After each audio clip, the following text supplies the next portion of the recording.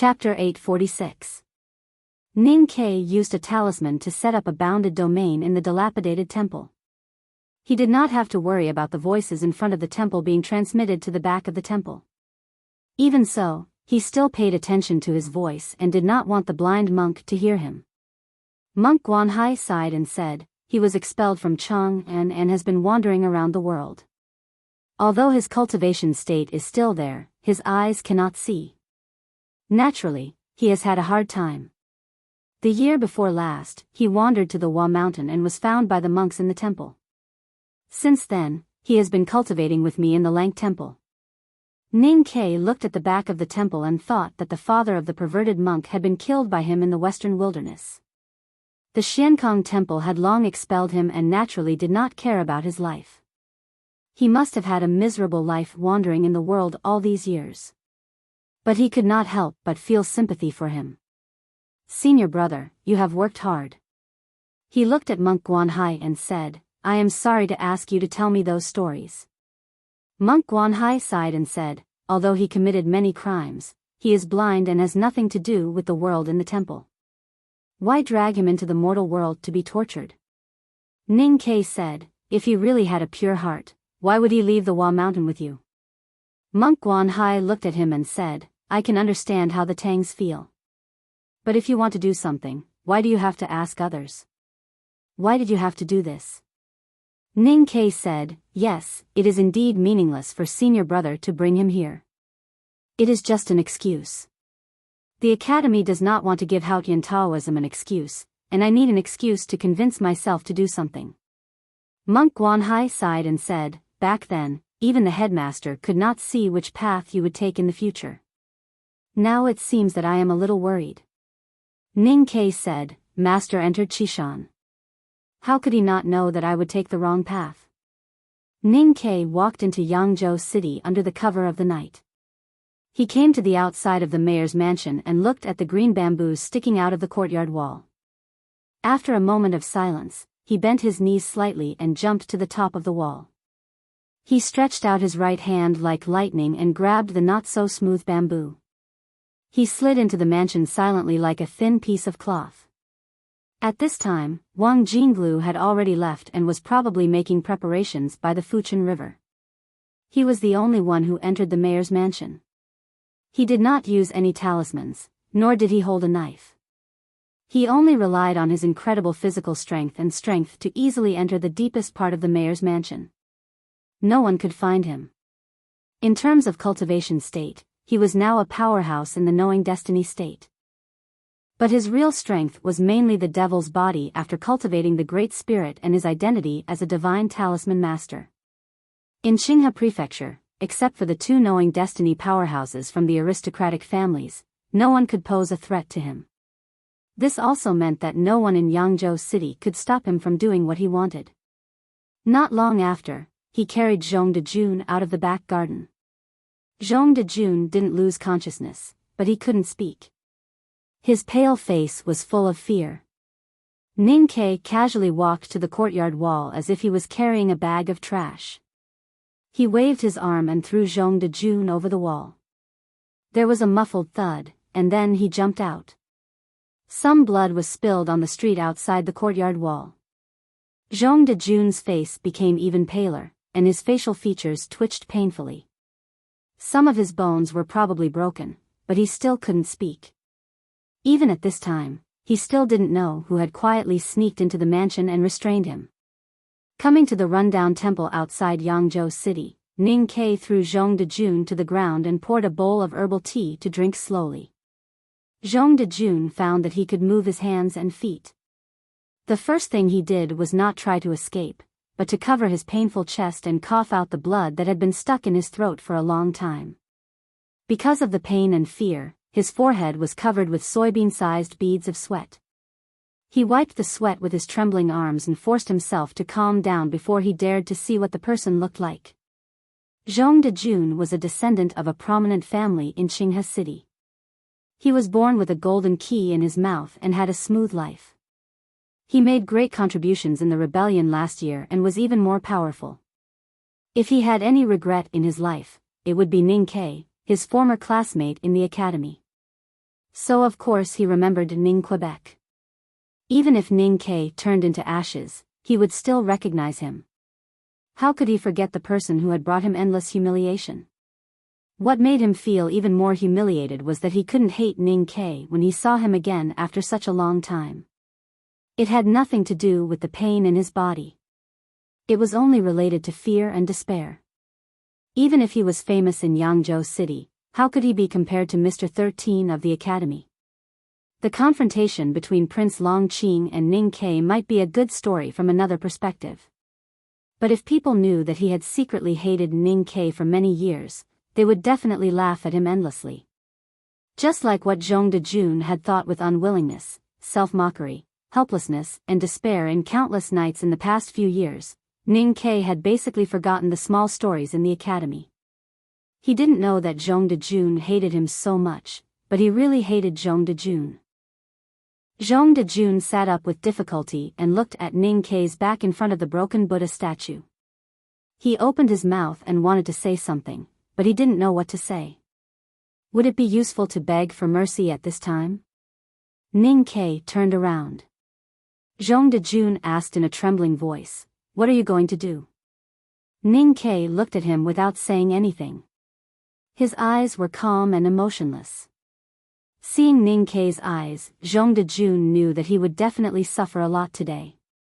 He might even die. But he didn't understand why Ning Ke would do this. "Why?" he asked. Ning Ke still didn't say anything. He just looked at his eyes quietly.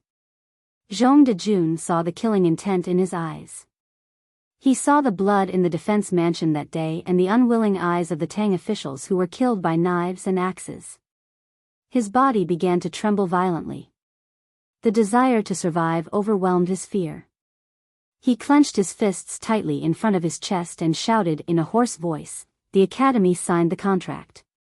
You can't kill me." Ning Ke still didn't say anything. Zhong Dejun knelt in front of him and spread out his hands. He tried his best to explain, "I'm just following orders. Besides, I'm just a nobody in Qinghe Prefecture. If you want to kill people to establish your authority, there's no point in choosing me. What's more, if people know that you've left Chang'an, the powerhouses of Haotian Taoism will come to kill you.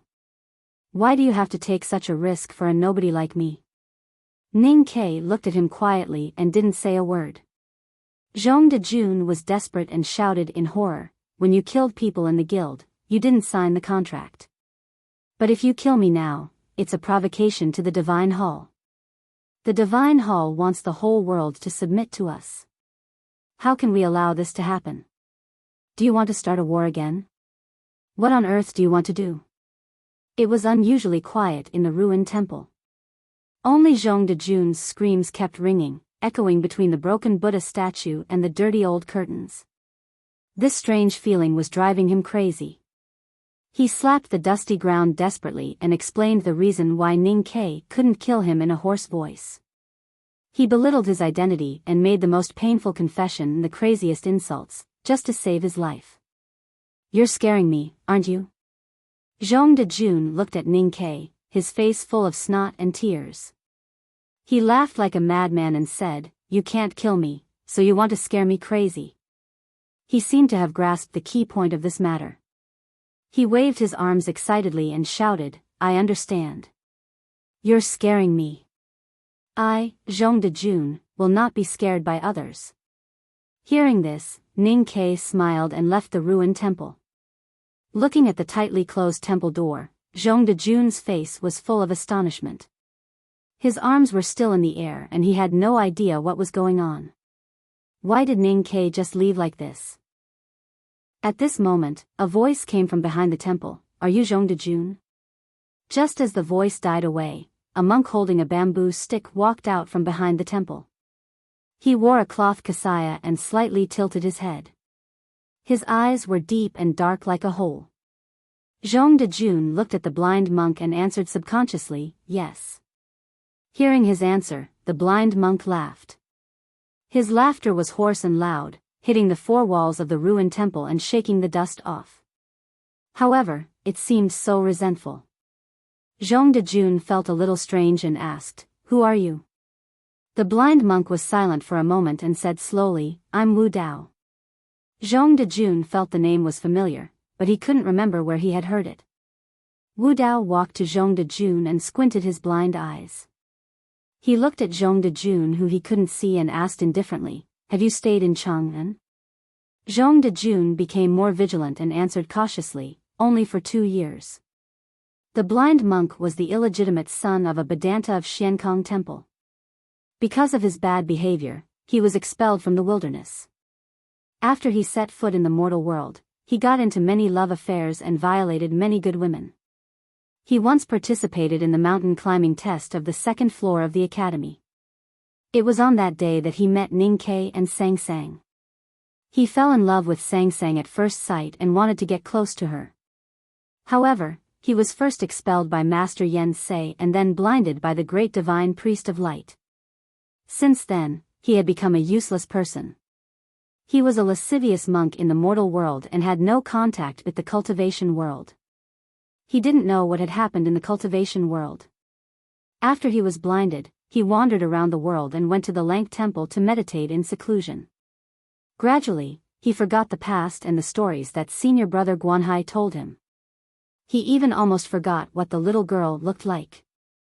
However, he never forgot the name that person said on the mountain road. The academy, Zhong Dejun. He didn't hear the whole conversation between Ning Ke and Zhong Dejun. He only heard the last sentence that Zhong Dejun said. He thought that he had been far away from the mortal world and had no love or hate. Unexpectedly, he suddenly heard that name in this broken temple and found that he still hated. He hated himself for being blind. He hated himself for falling in love with the little girl. He hated the little girl for being blind and following Zhong Dejun. He hated himself for losing everything while Zhong Dejun had everything. No wonder senior brother brought me here. I think he wanted me to see my heart clearly and find real peace. However, I can only let senior brother down. Because only by killing you can I get real peace and free myself from the abyss of hatred. Wu Dao looked at Zhong Dejun and said seriously. Zhong Dejun looked at the monk's blind eyes and felt his body turn extremely cold. Wu Dao said calmly, Don't worry. I will kill you seriously with a very proper attitude. Zhong Dejun wanted to say something, but he could only let out a scream. Everything had to be done seriously and focused. Concentration would slow down. He thought that on this night, in this broken temple without incense, he would die very slowly. Miserable screams and pleas for mercy came from the dilapidated temple.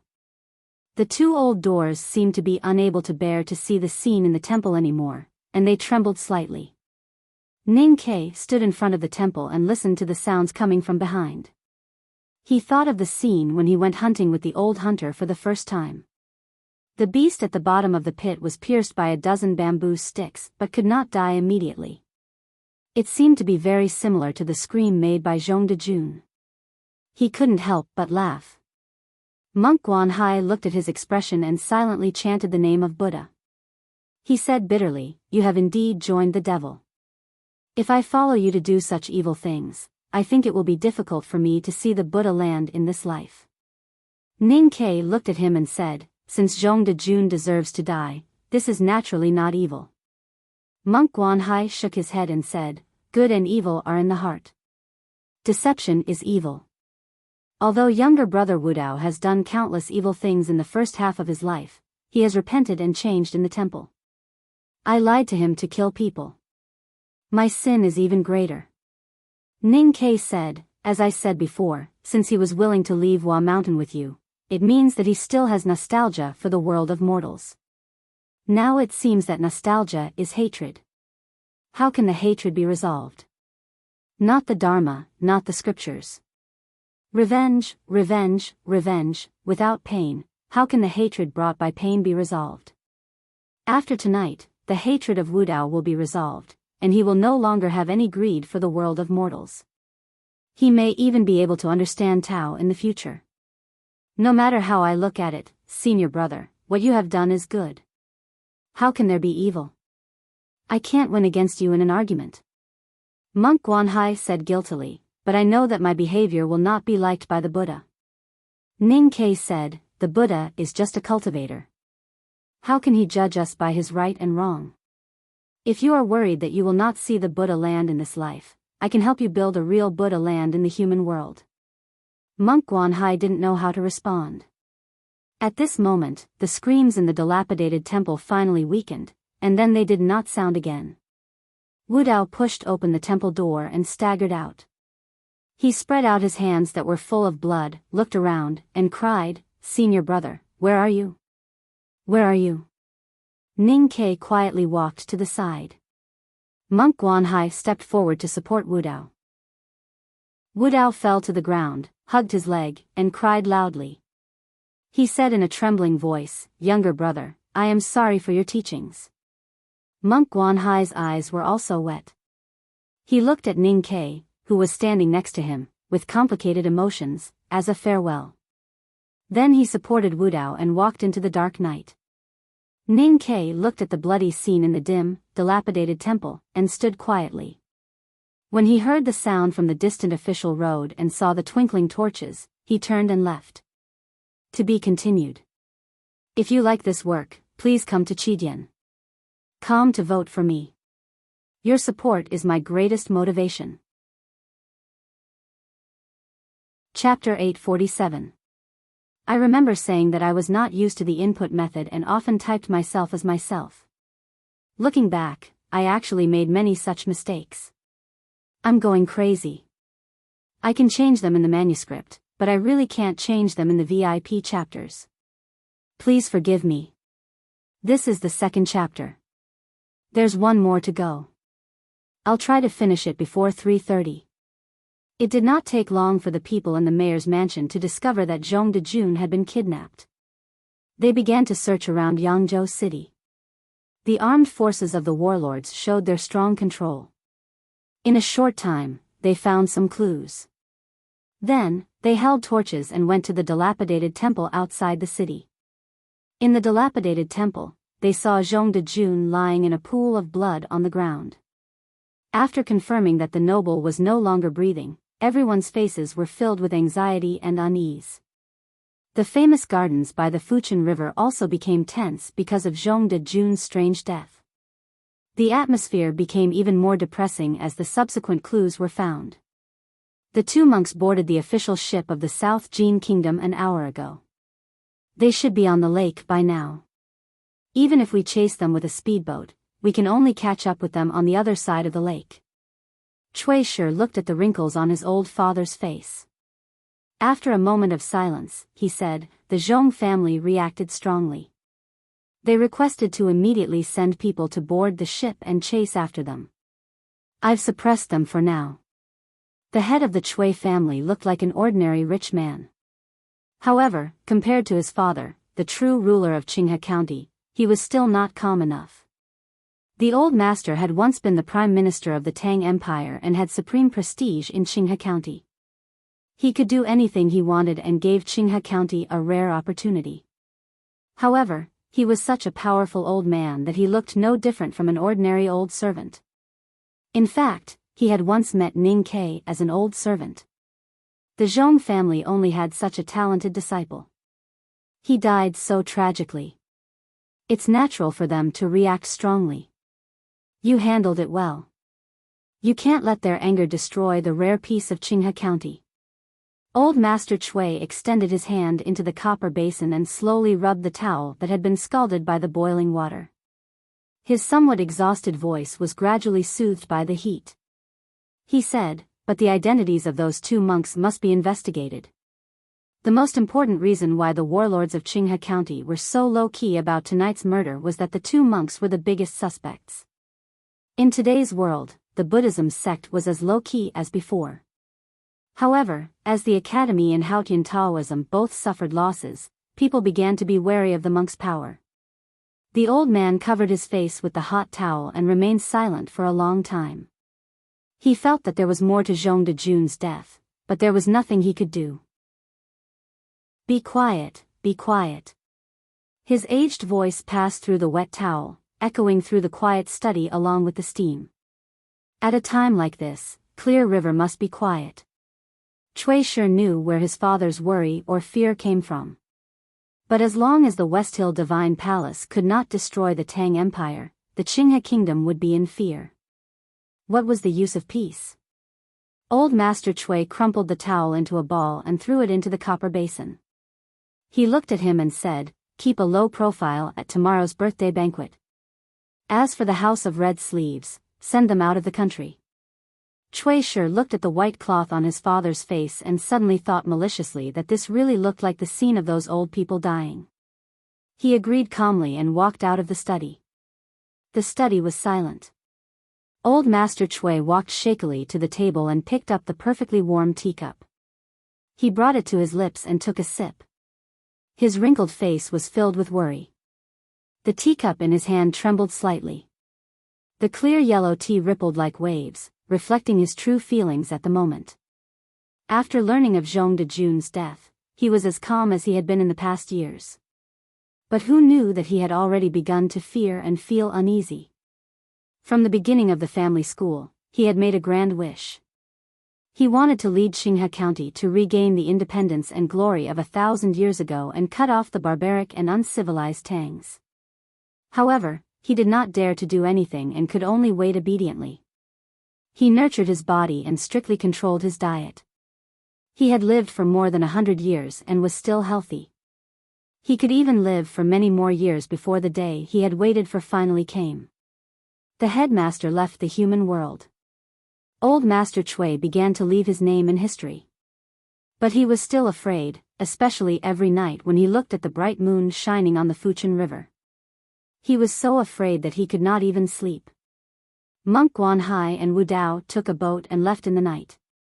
They would go directly to the West Hill to participate in the right to light held by the Divine Hall. Perhaps Wu Dao would get some kind of opportunity from that bloody night and leave.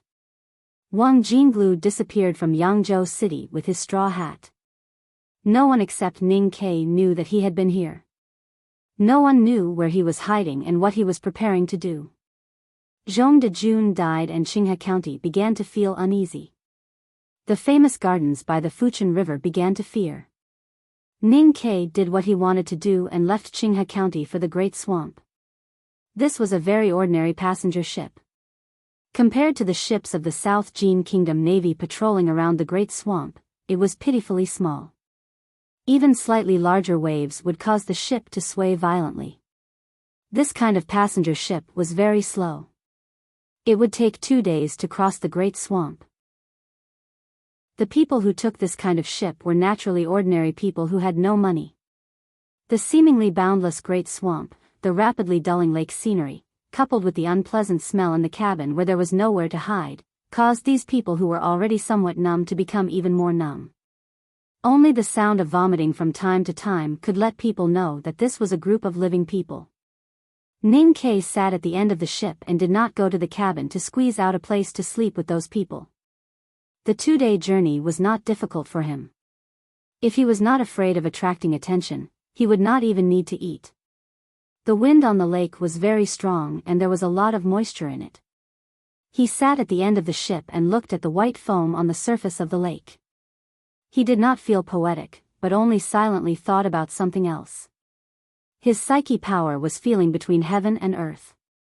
He did not want to alarm the cultivators in the South Jin Kingdom Navy. He was precisely controlled to the lake surface behind the boat, and some of it fell into the lake. On that windy and snowy day, he wrote that character on the snowy street and slashed thousands of times. From that moment on, even the drunkard and the butcher did not dare to step into Chang'an. However, he could not be trapped in Chang'an forever. He did not want to be a prisoner of Chang'an, especially after the news from Peach Mountain. He knew that he had to leave. If the world knew that he had left Chang'an, he would be greeted with endless assassinations. He might even see that flagon swaying in the lake wind on the ship the next moment. He needed to be able to write that character outside of Chang'an. However, people in the world today were as numb as the passengers on this passenger ship. They faced things that they could not escape with silence. Who could be the same as him? How could he write that character if there was no one else? Ning Ke looked at the seagulls on the lake and held the handle of the iron cutlass with his right hand. He thought about this question silently from day to night, and then to the morning light that shone on the lake. Still nothing. To be continued. If you like this work, please come to Chidien.com to vote for me. Your support is my greatest motivation. Chapter 848. For cultivators, danger was often an opportunity.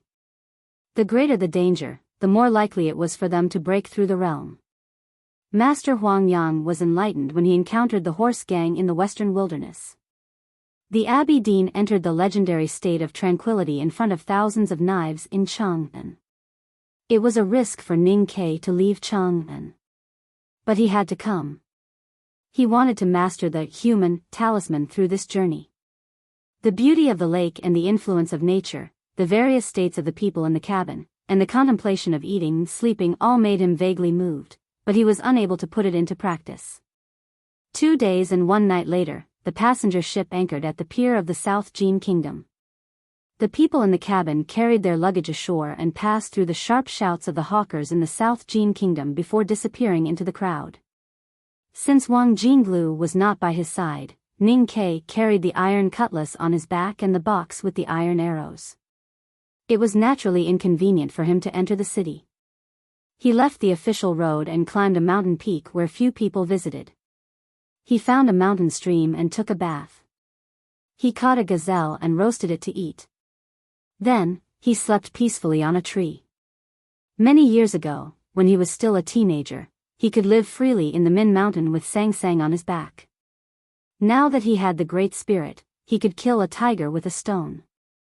Life in the wild, which was difficult for ordinary people, was not difficult for him.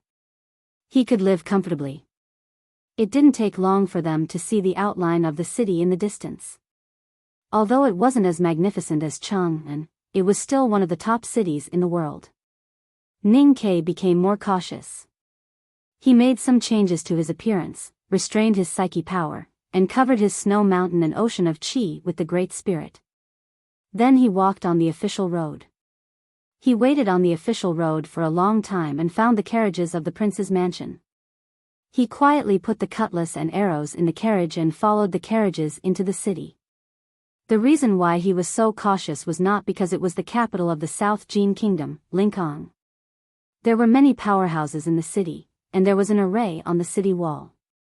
It was because there was a lonely mountain not far from the capital. The sword garret was in that mountain.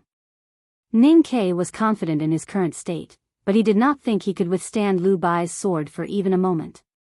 He followed the caravan into Lincoln City. When they reached a quiet place, he retrieved the iron knives and arrows from the truck. The whole process was simple and no one noticed. According to his original plan, he planned to stay in Lincoln City for 2 days to get a feel of the people here and see if it would be helpful for his cultivation. Then he would leave. Since he was returning to the mortal world in search of fated chances, he wanted to feel the aura and power of the human world. Naturally, he had to get in touch with ordinary people, so he went directly to the eastern city. Similar to Chang'an, the eastern city of Lincoln was also home to the poorest people, and the poorest people were the most ordinary people, because poverty was always the norm in the human world. Before entering the eastern city of Lincoln, he had made some mental preparations. However, when he passed through the straight and luxurious Imperial Street and entered the short alleys, he still found that his mental preparations were not enough. He had thought that he had been living in the eastern city of Chang'an for many years and was used to seeing poverty. Lincoln was the capital of the South Jin Kingdom, but he did not expect that the poverty here was still beyond his imagination. The street was already extremely narrow, and most of the area was occupied by the residents' tents. It was extremely crowded, and one had to constantly avoid the protruding iron sheets as he walked. He also had to be careful not to be splashed by the urine of the people in the tents. It was a difficult task for anyone. Ning Ke stepped on the old bricks in the dirty water and walked with difficulty in the dirty air and noisy scolding. Suddenly, he smelled something greasy beside him. He turned his head and saw a woman in ragged clothes wiping a hot iron pot with a piece of meat in her hand. Several shirtless little boys covered in mud stood beside the iron pot and waited. Their little hands held the broken bowl tightly, and their eyes were shining. The sound of urine came from the toilet next to them, which was separated by an old cloth. After a while, the old cloth was lifted, and a girl walked out holding up her pants. There was no shyness on her face, only anger. She shouted at the little boys, "Is this for you to eat? Don't be greedy." Ning Ke looked at this scene, and after a moment of silence, he continued to walk into the depths of the dilapidated street. He had seen scenes that were far more sad and dark than what he was seeing now. However, since he came to the city of Wei, he had not experienced such a life for many years. At least in Chang'an, he would never see such a life. He walked very slowly, because the alley was narrow, and also because he wanted to see more. He squatted not far from a well at the corner of the street, and watched the women wash their clothes. He found that they did not use any soap powder, and they did not even use the washing hammer that was placed next to them. They just kept rubbing their white hands. A noisy chatter sounded behind him.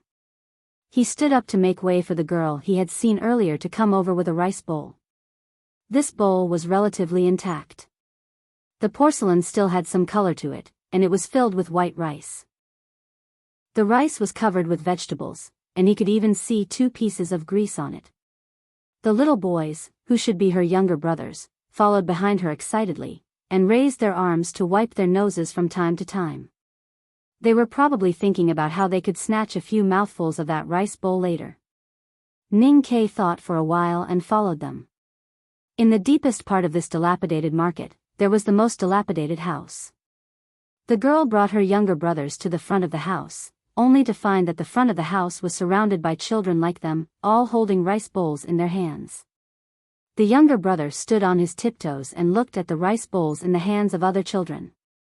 He turned to her and shouted, "Sister, Zheng Lily's family actually made braised pork. Red braised pork." The little boy's expression was extremely exaggerated. He danced with joy, and his face was full of disbelief and shock, as if he had seen the most ridiculous thing in the world. The girl listened to her brother's report, and her face became extremely ugly. She pushed through the crowd and looked at a girl of the same age, who was dressed in relatively better clothes, and said loudly, "It's my family's turn to cook today." Then she looked at the children holding rice bowls in front of the dilapidated house, and said with her eyes wide open, "It's my family's turn. If anyone dares to compete with me, I'll go and burn his house at night." There were more than a dozen children carrying rice bowls, and some of them were obviously older than her. Hearing this, they showed fear on their faces, and subconsciously stepped back.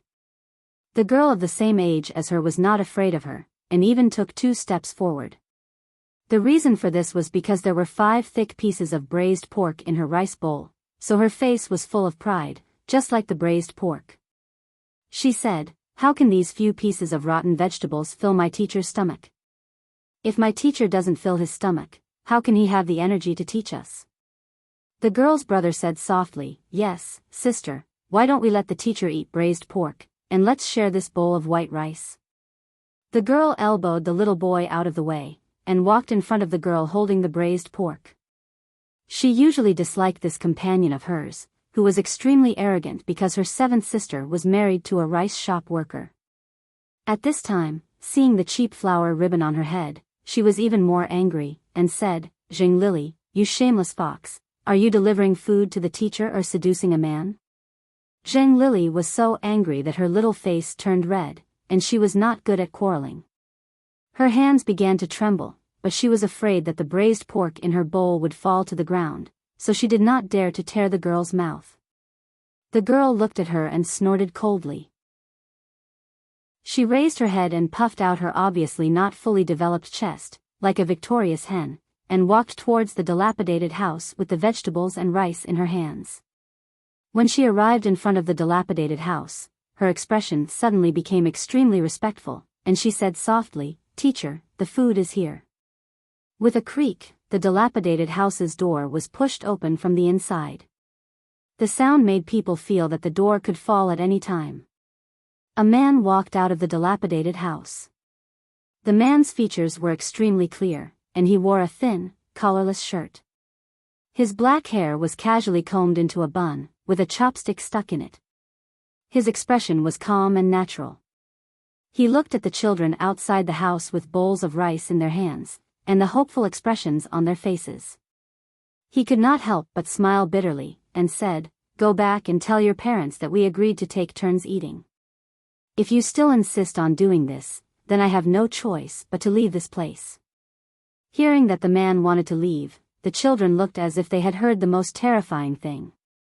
They hurriedly put the bowls of rice they had raised high into their arms, not knowing what to do next. Very naturally, all the children looked at Jing Lily, because on the rice that her family delivered, there was braised pork. The man smiled slightly, took the vegetable rice from the girl in front of the door, picked up the chopsticks by the window that was separated by the waste bricks, squatted at the door, and began to eat. The girl stood proudly beside him, her little hands behind her back, looking extremely proud. Seeing that the children still refused to go home, the man said with a wry smile, "What are you waiting for? Hurry up and finish the food in your bowl. Class will start soon." Hearing this, the children looked at each other, and then burst into cheers. It should be known that the food in their hands was much better than what they usually ate, and they had been craving it for a long time. Only Zhang Lily did not eat the rice in her bowl. She walked in front of the man, looked at him with tears in her eyes, and said, "Teacher, just eat a piece of meat, just eat a piece of meat." The man smiled helplessly, and reached out his chopsticks to pick up a piece of braised pork in her bowl. Zhang Lily immediately smiled through her tears, and ran home with her bowl of rice. She still had a younger brother at home, so she did not dare to secretly eat something as delicious as braised pork. The man said with a smile, "Class will start soon. I won't forget." Zhang Lily said with a smile as she skipped away. The red hairband in her hair swayed back and forth, looking very cute. The girl standing behind the man clutched the corner of her clothes, and pouted. She was a little envious, but she had seen it when she went shopping in the market. The red hairband cost 2 copper coins, and it was not something she could afford. The man glanced at her, and said softly, "I'll buy it for you secretly." The girl smiled happily and nodded her head in agreement. Ning Kei stood outside the crowd. He looked at the dilapidated house, the children who came to deliver food, and the man who walked out of the dilapidated house. He was extremely shocked. He had seen this man before. At that time, the cold wind of the Hulun Sea was howling, and countless powerhouses had gathered. Even the eldest brother could not completely overshadow this man's brilliance. This man, whether he appeared in the Westhill Divine Palace, the front gate of the Devil's Doctrine, the palace of the secular world, or the ancient Lang Temple, was so proud, because he was the world wayfarer of Haotian Taoism, Yisu. However, hiding in the dilapidated house in the east of Linkong City, he was so calm, so ordinary, as if he had lived here for many years. What on earth happened? At this moment, violent curses and whips suddenly came from outside the crowd. A priest, under the protection of more than 10 guards, walked to the old house. The priest looked at Yisu, who was holding a bowl of rice, and asked coldly, "Who allowed you to teach here?" To be continued. If you like this work, please come to Chidian. Come to vote for me. Your support is my greatest motivation. Chapter 849. The priest was fat and wore a robe made of silk. When he spoke, he covered his nose with his fingers. It was obvious that he was not used to the smell of dirty water in the street. Yisu asked, "Do I need permission to teach in Linkong?" The priest said coldly, "No one will care if you teach these children to work. But it is said that you will talk about the doctrine of Haotian at the end of every lesson?" Yisu said, "Yes." The priest looked at him and scolded, "It is an unforgivable crime for a non-priest to misinterpret the doctrine." Yisu thought for a while and put his bowl on the windowsill. He said, "If you want to punish me, I'll go with you."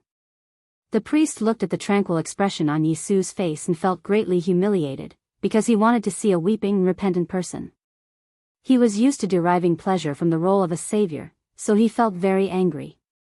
He took the whip from the guard and lashed it at Yisu's face. No one dared to stop him. Even the children who were holding their bowls and were very respectful to their teacher could only stand aside. Because he was the priest who represented the will of Haotian. Ning Ke stood outside the crowd, watching this low-level priest teach Yi Su a lesson for such a reason. Naturally, he felt that it was a bit ridiculous, thinking that this was really courting death. However, when the whip was lashed out, Yi Su still did not react. He stood in front of the dilapidated house with his head down, as if waiting for the whip to leave a bloody mark on his face. Ning Ke then remembered that Yi Su was defeated by second brother in the Battle of Verdant Canyon. His snow mountain and ocean of chi were destroyed. Now he was just an ordinary person, or even a useless person. He was no longer the powerful Haotian Taoism cultivator who carried a wooden sword and walked proudly in the world. Now he could not avoid this whip. Naturally, he could not avoid the many whips that would fall later. The genius of Haotian Taoism might die quietly in the hands of that mediocre person. Ning Ke was not going to make a move because he had no reason to. Even though he felt it was a pity that a person like Yi Su would die in such a humble way, he did not want to expose his whereabouts because of Yi Su. But when he saw the blind man holding a sword in the crowd, he knew that it would not happen. The whip broke in the dirty air and fell into the dirty water in front of the dilapidated house. The priest looked at the whip handle in his right hand in confusion, not knowing what had happened. Then 5 fingers on his right hand were broken. The whip handle fell down and blood flowed out. The white cross-section of the bones was like 5 periods painted in white, announcing his end. The priest looked pale.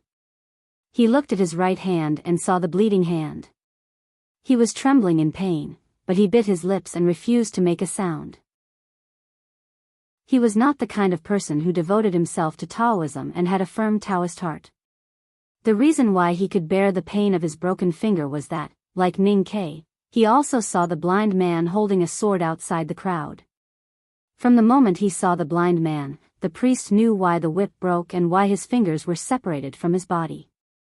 He also knew that if he did not want his head to fall off, he had to bear the pain. The West Hill Divine Palace had a highly respected status in any country other than the Tang Empire. Ordinary nobles did not dare to offend the low-level divine priests. However, there was a place in the South Jin Kingdom where even the West Hill Divine Palace had to be respected. The low-level divine priests were no different from pigs and dogs in their eyes. That was the sword garret. The priest didn't dare to linger in front of the house any longer.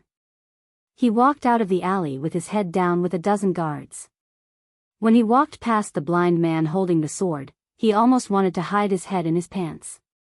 It was said that the emperor of the South Jin Kingdom was killed by the sword of this blind man. He did not think that his life and that of the guards were more valuable than the life of the emperor. Lu Yiqing walked to the front of the dilapidated house and bowed to Yi Su as a junior. He was now a powerhouse in the knowing destiny state.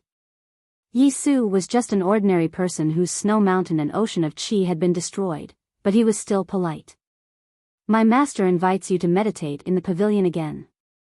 Lu Yiqing said gently, you are a pearl, why are you covered in dust? My master thinks that there are always ignorant and arrogant people in the world who want to do ridiculous things. Yi Su looked at the blind swordsman in front of him and smiled. This was the 3rd time that the sword garret had sent someone to invite him. He also knew what Lu Baichuan meant. Haotian Taoism and the academy had both suffered losses. The situation had changed subtly. The Jishou Abbey, which had been hidden for countless years, was no longer the unknown place that everyone worshipped. No matter in the cultivation world or within the West Hill Divine Palace, there were many people who wanted to kill or bully him in order to gain some spiritual power or self-recognition. He looked at Lu Yiqing and said, I am just an ordinary person. Those who are still looking at me can't go far. Since that is the case, there is no need to pay attention to them. Lu Yiqing said, Sir, you live in a shabby alley. How can you guarantee your safety? Yi Su said, there are many ordinary people living in this alley. I hope to live like them. If I can't, then it is probably Haotian's wish. Please thank your master for his kindness on my behalf. Lu Yiqing knew that it was not easy to persuade him. He shook his head helplessly and thought that even though Yi Su's state was destroyed and his words were not as arrogant as before, Yi Su was still Yi Su. Lu Yijian left with his sword as a walking stick. The shabby house became quiet again. The children looked at Yi Su with even more enthusiasm. They were used to seeing bloody conflicts in this street, so they could ignore the 5 fingers in the dirty water. But they knew that their master was indeed not an ordinary person. As the saying goes, children from poor families take charge of the household at an early age. Otherwise, how could Sang Sang become the Sang Sang she is now? The children in front of the dilapidated house used the wisdom of the marketplace to see that Yi Su was extraordinary. Instead of being scared away, they showed the cuteness of naive commoners and wrapped themselves around him. Yi Su did not care about the excitement around him. After the children finished eating, he took out a small blackboard from the shabby house and began to teach the children. It suddenly became much quieter. Ning Kei stood at the periphery and listened to Yi Su's calm and gentle voice. Watching him patiently explaining to the children, he suddenly felt that he saw the shadow of his eldest brother in Yi Su. The content of Yi Su's lesson surprised him. It had nothing to do with cultivation. At the beginning, he was talking about a way to weave hair flowers. Then, he began to draw pictures and taught the boys how to do carpentry. It was not until the end of the lesson that Yi Su talked about a simple doctrine. Ning Kei did not understand. As dusk approached, the voices of parents calling for their children could be heard from the depths of the alley. Poor people only ate 2 meals a day. Dinner was always a little earlier. If they were hungry, they could just go to bed and endure it. Yi Su waved his hand, indicating that the lesson was over. Then he walked into the shabby house with the small blackboard. The children bowed respectfully to the shabby house and then dispersed noisily. Ning Kei walked to the front of the shabby house and looked at the wooden door that could not even block the wind. He was silent. Logically speaking, he should not have walked in. However, what he was looking for was lucky chance. It was lucky chance that he suddenly met Yi Su in the dirty streets of Lingang City. He was originally going to die in West Hill. It was a great lucky chance that he met Yi Su before he died. He believed that he could kill Yi Su at any time. He took 2 steps forward and raised his hand to knock on the door. "Come in," Yi Su said in the shabby house. Ning Kei pushed the door open and walked in. There were only 4 walls in the shabby house. There was only a small bed and a water tank. There were many holes in the felt of the roof, which was bright from the twilight. Yi Su was surprised to see him. He said with a smile, "Why are you here?" Ning Kei said, "I was just wandering around. I didn't expect to meet you here." Yi Su invited him to sit on the bed and said, "This kind of thing has always happened randomly." Ning Kei said, "Who would have thought that you are hiding in a shabby alley and working as a teacher?" Yi Su filled a bowl of water from the tank and handed it to him. He said, "After the Battle of Verdant Canyon, I went to the Kingdom of Song first and then came here. I lived here for a period of time many years ago." Ning Kei took the bowl and thanked him. He asked, "Is it the legendary journey where you broke through the pass of life and death?" Yi Su said with a smile, "You can't see through life and death as long as you look at it. The pride I had in the past seems to be a bit ridiculous now." Ning Kei's current state was not enough to fully understand this sentence. But he vaguely felt that although Yi Su's state was destroyed, he seemed to have surpassed the past in some aspects. Yi Su asked, "Why did you come to the South Jin Kingdom?" Ning Kei said, "I was just passing by. I am going to the West Hill Divine Palace." After the Battle of Verdant Canyon, Yi Su became a useless person and was no longer a cultivator. Naturally, he did not care about the affairs of the cultivation world.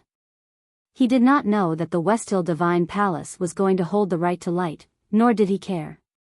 Ning Kei thought of the scene when he was teaching and asked confusedly, "With your state and knowledge, as long as you are willing, it would not be difficult for you to teach the South Jin Kingdom's Imperial Examination Champion or a powerhouse in cultivation in a few years. Why did you teach those things before?" Yi Su said, if you want to cultivate, you need talent. There are not many talented students in Lingang City. Even if there are, they would have entered the sword garret.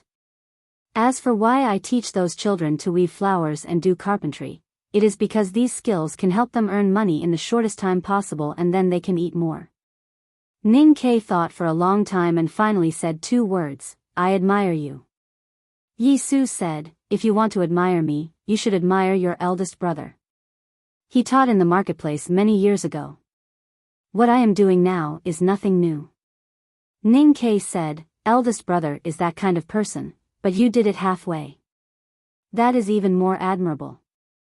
Yi Su said, I lived in a small Taoist temple in Chang'an City for a while. I like the feeling of the true meaning in the marketplace. Now I am also looking for my own peace. Why should I admire you? Ning Ke's hand, which was holding the bowl of water, slightly stiffened when he heard the words, there is truth in the marketplace. He looked at Yi Su's eyes and asked very seriously, can you teach me these? It was supposed to be 2 chapters, but I have an emergency to report. I will attend an event of Xingdao literature on the 11th. I will try to finish it as early as possible. If one day doesn't work, I will come back after 2 days. I do not want to stop updating, so I have to save up some manuscripts. Today there is only 1 chapter. Then I recommend a book to you. The title is Forging Immortals. The author is a recruit carrying a spear.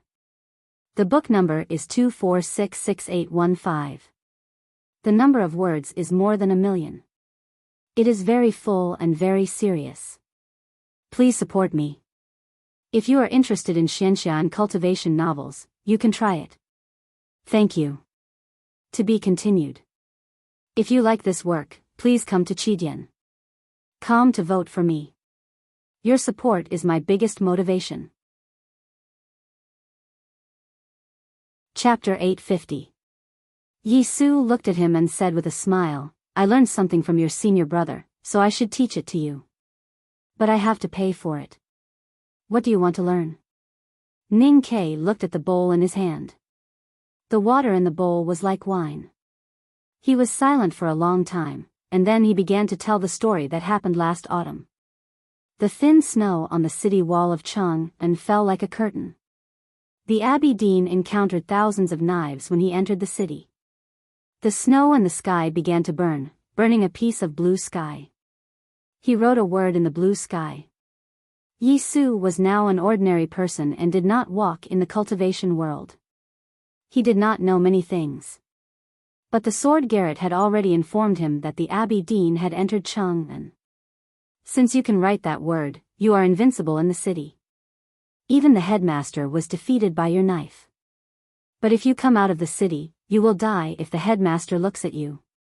Ning Ke admitted it and said, I want to know how to be equally powerful outside of Chang'an. Yi Su said, you are the first divine talisman master to write that word. Yen Sei did not do it, nor did countless predecessors. So no one can teach you, not even me. Ning Ke asked, how to gather more people's wills. Yi Su said, the most common method or expression is naturally the word faith. Ning Ke said, I think so too. But I don't want to follow the old path of Haotian Taoism. Yi Su said, so you took a great risk to leave Chang'an and travel in the human world. You are still following the old path that I took when I wanted to see through life and death. Ning Ke did not quite understand what he meant. That day, your senior brother sat by the pond and read a book. He did not look at my sword at all. Then I realized that to see through it, I still needed to look. The word look was inferior. Later, I meditated in a small Taoist temple and saw the broken eaves. Then I understood the principle of breaking and building again. Finally, I understood that the cycle of life and death is natural.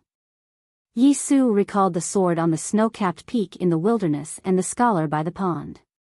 He looked at him and said with a smile, so I could take Jun Mo's sword in front of the verdant canyon.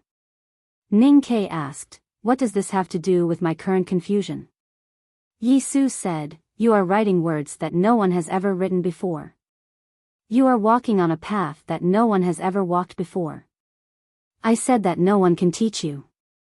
All I can do is to show you the process of my cultivation comprehension. I will crush it for you to touch. It is not up to me to decide what you can comprehend from it. After a moment of silence, Ning Ke said, "Please continue."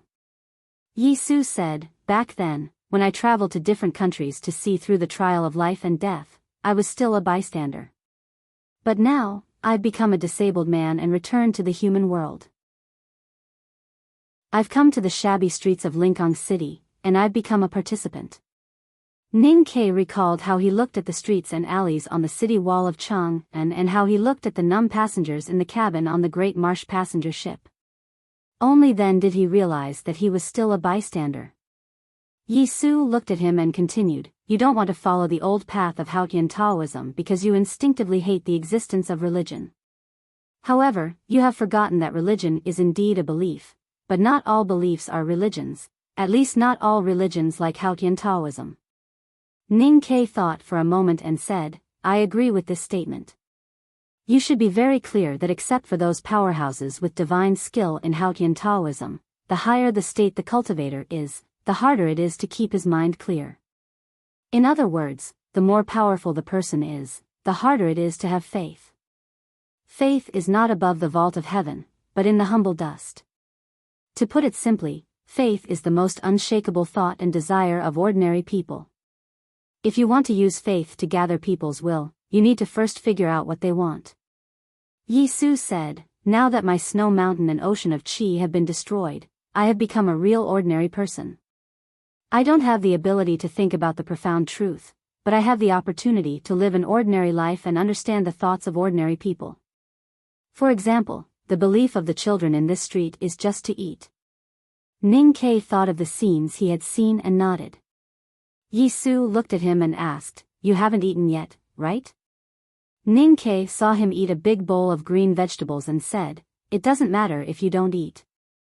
Yi Su said, "See, this is where you are different from ordinary people." Ning Ke understood what he meant and asked, "Do you have noodles at home?" The dilapidated house was really bare. Although there was an old pot and stove, it was extremely difficult to find rice and noodles. Fortunately, Yi Su was now very respected in the street, so someone brought a bowl of plain noodles to him after a while. Ning Ke finished the soup and noodles and put the bowl and chopsticks on the windowsill. Suddenly, he thought of something and asked, "Since you want to live an ordinary life, why do you need those children to send you food?" Yi Su's answer was very simple and very convincing, "I can't cook." Ning Ke couldn't refute this explanation, so he asked again, "Previously at the entrance of the alley in front, I saw those women wash clothes without using soap powder. I think they are poor, so why don't they even use the washing machine?" Yi Su's explanation was still very convincing. The washing machine can indeed wash clothes more cleanly, but the clothes in their homes are not made of good cloth, so they may be damaged after a few times of washing. Ning Ke said, "The people here really live a hard life. Do you have to live in such a difficult environment to experience the feelings you want to experience? Isn't it a little too self-torture?" I have just started to understand and learn in this aspect, so I can't give you a direct answer or a clear direction. I can only tell you some of my vague judgments for your reference. Yi Su said, "We have said before that faith can be used to gather the will of the people. In fact, there is no problem with this saying in reverse. The strongest and most unified will of human beings will inevitably become faith, so we actually only need to know what people want the most. Human beings are very good at hiding their true feelings, because exposing them is sometimes like taking off armor, which means danger. In an ordinary day, in a warm and comfortable environment, it is difficult to find out their true desires and thoughts. If you ask them what they want, it is difficult to get an answer. Only in the desperate period of life, in the extreme background, those answers will jump out by themselves and appear extremely clear. No matter if they are numb or Philistine before, their behavior is always so honest." Ning Ke thought of the bravery of the people in Chang, and on that snowy day and fell into deep thought. Yi Su continued, "What you said before is wrong. It is not that we have to be in a difficult environment to understand these things, but that difficulty is the normal state of the human world. I didn't go to Chang'an, but came to Lingang, because the Tangs lived too freely and beautifully, which is not a treatment that everyone can enjoy. In Lingang, I've seen the most extravagant nobles, the poorest citizens, the most arrogant priests, and the most miserable slaves. Wealth and poverty seem to be inborn and cannot be changed. This makes me start to think about a question. Why can't these things be changed? The twilight spilled into the house through the hole in the roof, as if plated a layer of warm red luster on Yisu. It did not feel sacred, but it was so intimate. He looked at Ning Ke quietly and said, "In the doctrine of Haotian, everyone is guilty and needs to repent, so that they can be saved by Haotian and enter the divine kingdom of light after death. But in the long decades of life before entering the divine kingdom, do believers have to bear the hopeless torture of poverty? I have never been to the divine kingdom of Haotian, so I don't know if it is as beautiful as described in the scriptures. But I know that the human world under the divine kingdom is not beautiful. Then, if Haotian's compassionate gaze does not fall on the human world, or if it is testing the human world, what should Haotian believers do? Should they kowtow to the West Hill Divine Palace and wait for the final salvation, as they have done for countless years in the past? Everyone is guilty, but what is the sin of believers? Greed for material things? Desire for wealth? Longing for freedom? Unable to obtain peace because of these things? These are all desires that human beings can hardly get rid of. If these are all sins, then they are the original sins that cannot be completely erased. For these sins, the Buddhism sect requires meditation and takes the path of restraining desires. Taoism, on the other hand, is based on believers' belief in Haotian, and requires believers to turn these desires into offerings. The bridge between them is faith. Only the Academy has never restrained these sins. Yisu said, "These are all reasonable, but they all have shortcomings." The Buddhism sect does not look at the present world and only places their hope in the next world. The Taoism sect does not look at the reality and only places their hope in the divine kingdom.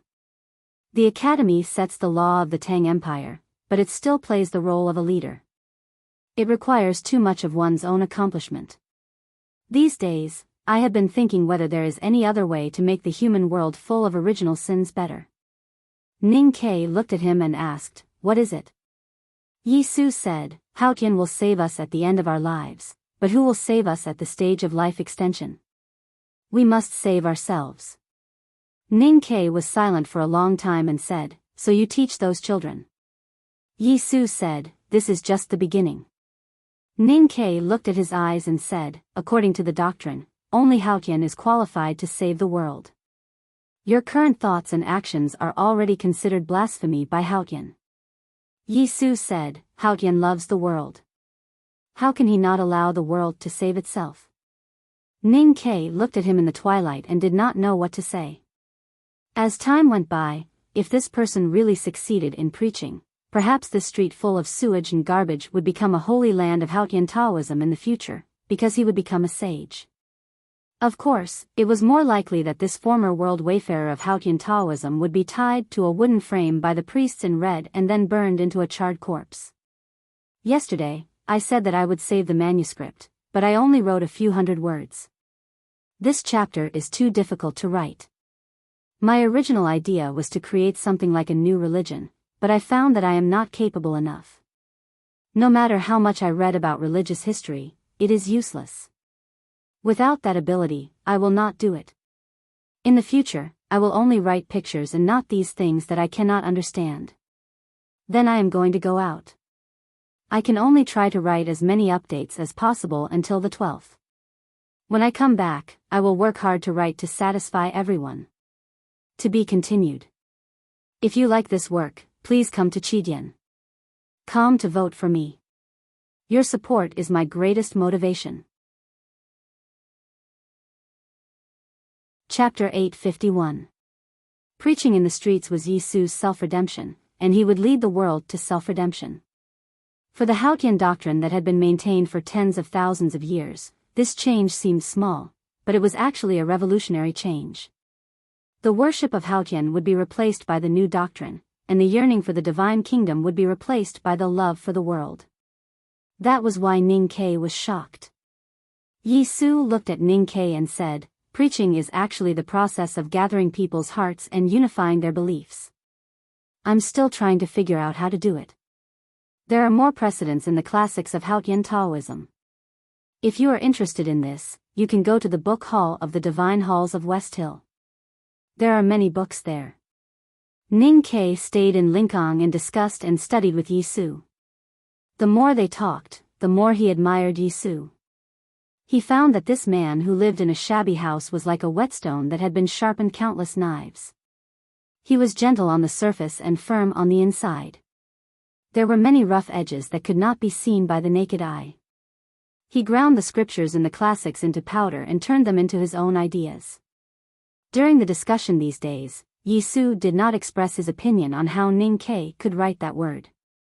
Just like at the beginning, he calmly talked about what he had learned in this life and what he had learned from traveling around the world.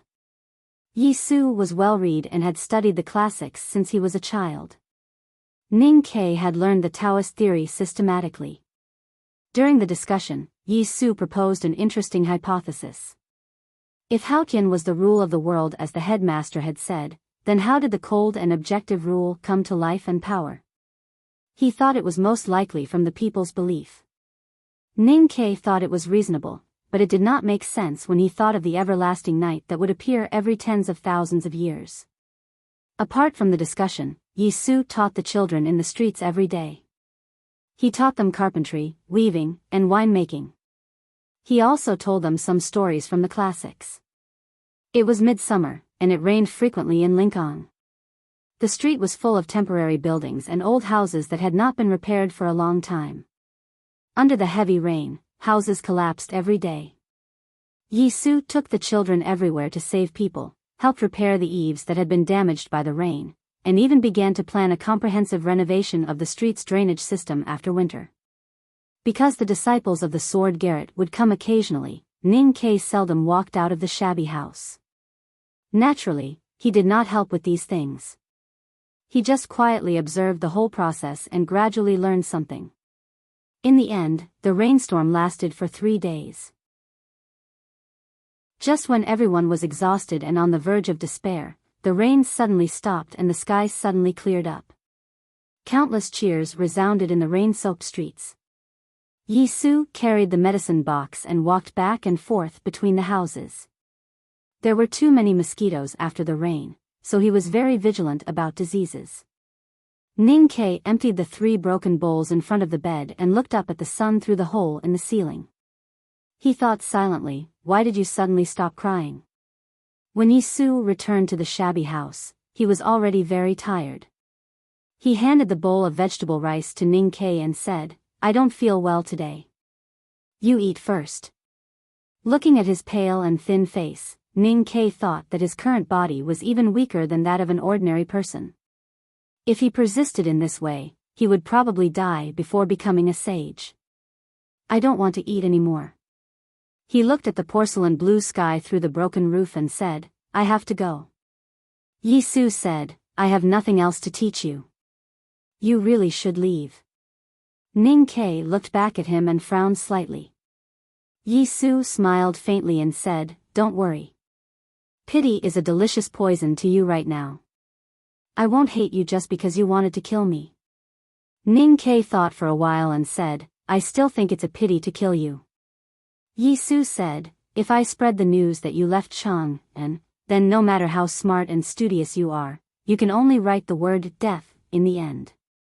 Ning Ke said, "I hope that you can live, and I think you should also hope that I can live." Yi Su asked, "Why?" Ning Ke said, "What you are doing and what you will do is very interesting. Of course, you will face very difficult situations in the future, so you should need me." Yi Su didn't say anything and just smiled. Ning Ke looked at his eyes and said seriously, "You need the Tang Empire and the Academy." Yi Su still didn't answer him and said, "Since you don't want to kill me, then pay the tuition fee before you leave." Ning Ke didn't take it as a joke. He took out a banknote, counted one and handed it over. Yi Su took it and saw that it was a banknote with a denomination of 100 taels of silver. He said with a smile, "The rumor that you and that person are as greedy as your life seems to be true." Ning Ke said, "The tuition fee for those students is just a few bowls of green vegetable rice. Isn't it enough for me to pay 100 taels of silver?" Yi Su said, "A bowl of green vegetable rice with oil dregs is more important to those children than 100 taels of silver to you. Don't forget that it's white rice." Ning Ke thought about it and found it reasonable. He said, "Then I'll pay more." Yi Su said, "Help me buy something." Ning Ke returned to this street from the market. He stepped on the broken bricks in the sewage and squeezed through the crowded shacks like he was dancing. He came in front of a house. A few muddy monkey-like little boys were holding bowls of sorghum rice and eating happily. His mother stared at the thinning skin tied on the stove and was worried. The curtain in the corner was lifted and the girl walked out with her pants up. She looked at her mother and said, "The teacher said that he wants you to buy me a belt." Her mother said angrily, "Didn't he just cut a cloth belt for you last night? You are wild on the street every day. Even the strongest cloth belt will be broken by you. Where else can I buy one?" Ning Ke stopped the girl who looked unhappy and handed the things in his hands to her. The girl was still very young, but she seemed very sensible. She took the things and asked, "Who are you?" Ning Ke looked at the little girl's messy hair and said, "I am a friend of your teacher. He asked me to buy this belt and the hair flower that he promised to give you." In Lingang in midsummer, the heavy rain had just stopped and the heat came. The air was so humid that the sewage on the ground couldn't be evaporated in a short time. It gave off an unpleasant smell. Yi Su saw Ning Ke off to a secluded place outside the street. Ning Ke turned to him and said, "The little girl is very happy. Do you have other ideas?" "She is Huanzi. She is a girl," Yi Su said. Ning Ke said, "Why so serious?" "I was just joking before I left." Yi Su said, "I don't know you very well." Ning Ke said, "I know her very well." Yi Su asked, "Who is she?" Ning Ke said, "Your sister." Yi Su felt that he had heard the two words before. Then he remembered that he also heard the two words when he asked Mr. First where Ning Ke learned the Dai sword many years ago in the snow city of Chang'an. People in the academy can be really annoying sometimes. He looked at Ning Ke and said, "So I still don't understand why you don't want to kill me. You used to be annoying too. But you are fine now. Although I have never been afraid to kill, I need a reason or emotion to kill." Ning Ke told him what he had done in Qinghe Prefecture and then said, "I asked Wudao to kill Zhong Dajuan to help Guanhai solve some problems. At the same time, I wanted to intimidate Qinghe Prefecture and vent my anger. Most importantly, I wanted to tie the Buddhism sect, or at least the Lank Temple to the academy. But when I met you in Lingang, I thought of another possibility. Maybe the future of Haotian Taoism lies in you. Then why should I kill you?" Ning Ke didn't go far before he heard the sound of children reading in the street. To be more precise, they were not reading, but reciting the method of knitting hair flowers.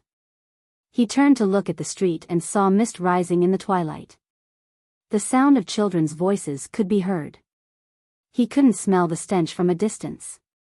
He could only see the picture, which was beautiful in a different way. Yi Su had integrated some ideas of the Buddhism sect and the academy. Coupled with his experience in the small Taoist temple, he had his own view of the world. But he had betrayed Haotian. Before the verdant canyon, he had already betrayed Haotian. In Chang'an, the Abbey Dean had also betrayed Haotian. Truly powerful people, even the most devout believers of Haotian, would find their own way one day as long as they were willing to think. "Everyone will leave you." Ning Ke looked up at the sky of Lingang and said to her. He didn't get any direct wisdom from Yi Su these days. But he at least understood one thing: to become a sage in the human world, one couldn't ask for help from sages. After leaving Lingang, Ning Ke didn't enter the city again. He only walked in the mountains. It was peaceful all the way until he was close to the West Hill Divine Kingdom. He used a cloth belt to make a hammock between the sturdy branches. When night fell, he rested sideways on the hammock. Accompanied by the cool summer breeze, he soon fell into a sweet dream. All of a sudden, the crackling of firecrackers came from afar. He woke up with a start. He rubbed his eyes and looked down at the foot of the mountain. He saw firecrackers everywhere in the small village. He was confused. It wasn't the new year, nor was it a festival. The rite to light would take many days. Why were the villagers setting off firecrackers? Could it be that someone had died? Even if someone died, it was impossible for every household to set off firecrackers. When the faint sound of firecrackers came from afar on the mountain ridge, Ning Ke knew that something must have happened. His expression gradually became solemn. He suddenly noticed that the moonlight in the forest was a little dim. Or maybe it was just a little dim compared to the usual moonlight. Ordinary people wouldn't notice it, but for him and those from the academy who often looked at the moon and scolded the headmaster, it was very dazzling. Ning Ke looked up at the night sky, and then he couldn't move his eyes away. One of the bright moons in the night sky was missing at some point. I hope I can come back tomorrow night, but it's unlikely. The day after tomorrow at the latest. To be continued. If you like this work, please come to Chidian.com to vote for me. Your support is my biggest motivation. Chapter 852. Last year, when the headmaster of the academy ascended to the sky by the Sisui River, there was a heavy rain that lasted for dozens of days. On the night when the rain stopped and the clouds dispersed, a bright moon appeared and shone on the world. No one had ever seen the moon. Only the Ming hand scroll of the tomes of arcane had made an obscure prophecy about this. After reading the Ming hand scroll, Buddha made a clear declaration in his notes. Night falls and the moon appears, which meant that before the arrival of the everlasting night, a thing called the moon would appear in the world. With the silver light shining on it, how could the everlasting night be called night? It was inevitable for human beings to panic about the unknown. However, human beings also had a very tough or sad characteristic. When they found that some things could not be changed, they would accept it in the shortest time possible, bear it silently, and soon get used to it. When people found that the bright moon in the night sky seemed to not disappear, they quickly accepted its existence. The imperial astronomer began to observe the trajectory of the moon, trying to infer misfortune from it. Poets began to write many new poems to praise this beautiful bright moon, and some people even began to worship the moon god. Since the moon seemed to be so stable and full of solemn beauty like everything else in the world of Haotian, then let it continue to exist in the night sky. What did they need to worry about? All these feelings were based on the premise that the moon was stable. In fact, it was stable. From the day it appeared, it had not changed at all. It was always full and bright. When the night came, it would always appear in the fixed night sky on time, and its position had not changed. Everything would be different from tonight onwards. The bright moon would become dark, as if the sky was sunny and cloudy. The full moon would become smaller, as if it was missing a piece. The face of the moon was changing quietly, and everyone on the ground could see it. The sound of firecrackers rang through the world for more than 10 nights. Sparks flew in countless towns and villages. People looked at the night sky in horror and kept beating gongs and drums, for fear that the moon would fall from the sky. They did not know whether these loud sounds were cheering for the moon or emboldening themselves. People prayed to Haotian and worshipped the moon god. Only Ning Ke, who walked in the forest, did nothing. He looked at the moon silently every night, his face full of worry. He had seen the waxing and waning of the moon countless times, so he was not as alarmed as the others. However, he did not understand why this moon would also waxing and waning. He was very worried that something had happened to his teacher, who was fighting in the sky. Are you hurt? Can you still hold on? Ning Ke arrived at the West Hill Divine Kingdom. This was his second time coming here. The previous time, he had only followed his teacher around in the carriage and didn't have much of an impression of this place. Thus, he still felt a little strange. Along the way, he did not see anything worthy of praise except for the devotees who kowtowed devoutly on the mountain path. Even the food here was much worse than that in Chang'an and the Song Kingdom.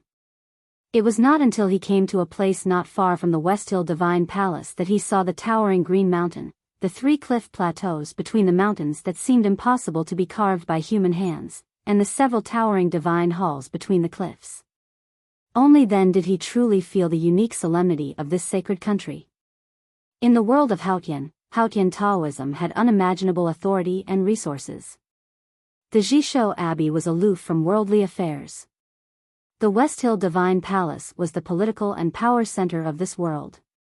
Even if the Tang Kingdom had appeared in the past 1,000 years and the Academy had appeared in the south of Chang'an, this fact could not be changed. There was still a long time before the right to light. The West Hill Divine Palace had become extremely vigilant. Because of the war, the believers who held the road deeds of the Tang Kingdom and the Great River Kingdom were searched very carefully. Only after passing 3 checkpoints could they reach the foot of the mountain of the West Hill Divine Palace. Ning Ke naturally did not hold the road deeds of the Tang Kingdom. He used the identity of the Song Kingdom. There were 4th brother and 6th brother in the back of the mountain of the Academy, and they were the best at forging all kinds of documents in the world. What really made him a little wary was the 3rd checkpoint. To be more precise, it was the old priest who was resting on the bamboo chair with his eyes closed. The old priest was wearing a brown robe. He should not have a high position in the divine hall, but even the red-robed priest who was in charge of the inspection showed great respect to him. This old priest was responsible for finding cultivators who tried to sneak into the divine hall. If he did not have some special Taoist law, he must have entered the knowing destiny state to find all the cultivators.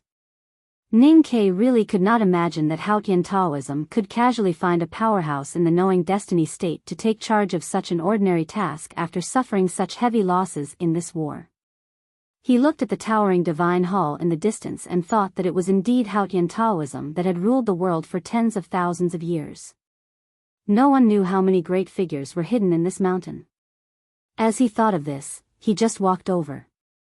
The old priest in brown who was lying on the chair did not respond at all. His eyes were still closed, and he seemed to be sleeping more soundly. During the battle with the Abbey Dean in Chang'an, the God-stunning array poured a large amount of qi of heaven and earth into Ning Ke's body. At that time, his state was raised to the peak of the knowing destiny state in a very short period of time. After the battle, the qi of heaven and earth flowed out of his body and returned to the streets of the city. His state returned to the knowing destiny state again, but now his real combat ability was much more than that. He was a real powerhouse who was close to the peak of the knowing destiny state. Most importantly, the qi of heaven and earth in Chang'an did not completely leave his body.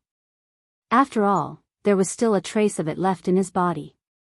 For the 1,000-year-old city, a trace was not enough to make a difference. But for a cultivator, the primordial qi was unimaginably abundant. When Ning Ke had secluded himself in the precipice of the back mountain of the Academy, he had completely mastered the method of cultivating the Great Spirit. After being taught by 3rd Sister Yu Lian, he was even more adept at it. The remaining qi of heaven and earth in his body was slowly turning into his own Great Spirit as time went by. Now the water droplets condensed by the Great Spirit in Ning Ke's lower abdomen had already become a pond. It seemed to be inexhaustible in battle. It was even easier to use it to cover his snow mountain and ocean of qi and disguise himself as an ordinary person who could not cultivate. Not to mention the old priest on the chair, even if the hierarch of the West Hill Divine Palace came in person, he might not be able to see anything wrong. That was why he dared to return to the mortal world alone and go straight to the West Hill Divine Kingdom. The imperial court of the Tang Empire and the Academy had made ample preparations for Ning Ke's trip to the West Hill. There could not be any problem with his identity. The letter in his arms was really written by the Abbey Dean of the Biyao Taoist Temple in the Kingdom of Song. The priest in charge of logistics in the Revelation Institute looked at Ning Ke softly after reading the letter. He said, "Since it is a recommendation from my senior brother, it is not appropriate to reject it. You should work hard in the book hall, especially during this period. You must behave yourself and do not go out at will. Ning Ke thanked him and put the expensive gifts with the Kingdom of Song's characteristics in the corner of the room. He bowed to the priest and went to the book hall with the approval letter. He was now a servant of the Revelation Institute, responsible for cleaning the book hall. The deacon in the book hall threw him a bunch of keys and said a few things to pay attention to. Then he ignored him. The identity of a servant was hard to attract anyone's attention. When the other disciples of the academy began to discuss, he chose this. He also wanted to stay in the book hall because it was where the headmaster used to stay. Many years ago, the book hall of Haotian Taoism played an important role on the Peach Mountain. But now it was no longer the same. It was even directly under the Divine Hall of Light and handed over to the Revelation Institute to manage. Ning Ke looked at the deserted Taoist hall and the classics on the bookshelves. He thought about the changes in the book hall and could not help but sigh about the decline of Haotian Taoism. It was hard for the disciples of the academy to imagine that the book hall was so deserted. If one did not want to study, he would naturally decline. How could a place where no one wanted to study not decline? This book hall had produced many great figures. 1,000 years ago, the headmaster of academy and the great divine priest of light who founded the devil's doctrine used to clean and sort books here. But what about now? To sigh for Haotian Taoism was like worrying for the ancients. It was meaningless. He collected his thoughts and picked up a broom and a rag. After some simple cleaning, he began to read. Yi Su had said that there were many Taoist classics here and that he could spend some time reading. He liked reading and judging from the current situation, no one would disturb him. Because of the war against the Tang Empire and the right to light, some students of the Revelation Institute were in the Qinghe Kingdom, some were in the South Jin Kingdom, and most were busy on the Peach Mountain. Ning Ke hid in the book hall and read for a few days. He did not meet a single person.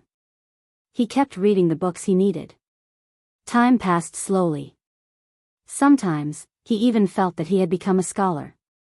But that was not the case.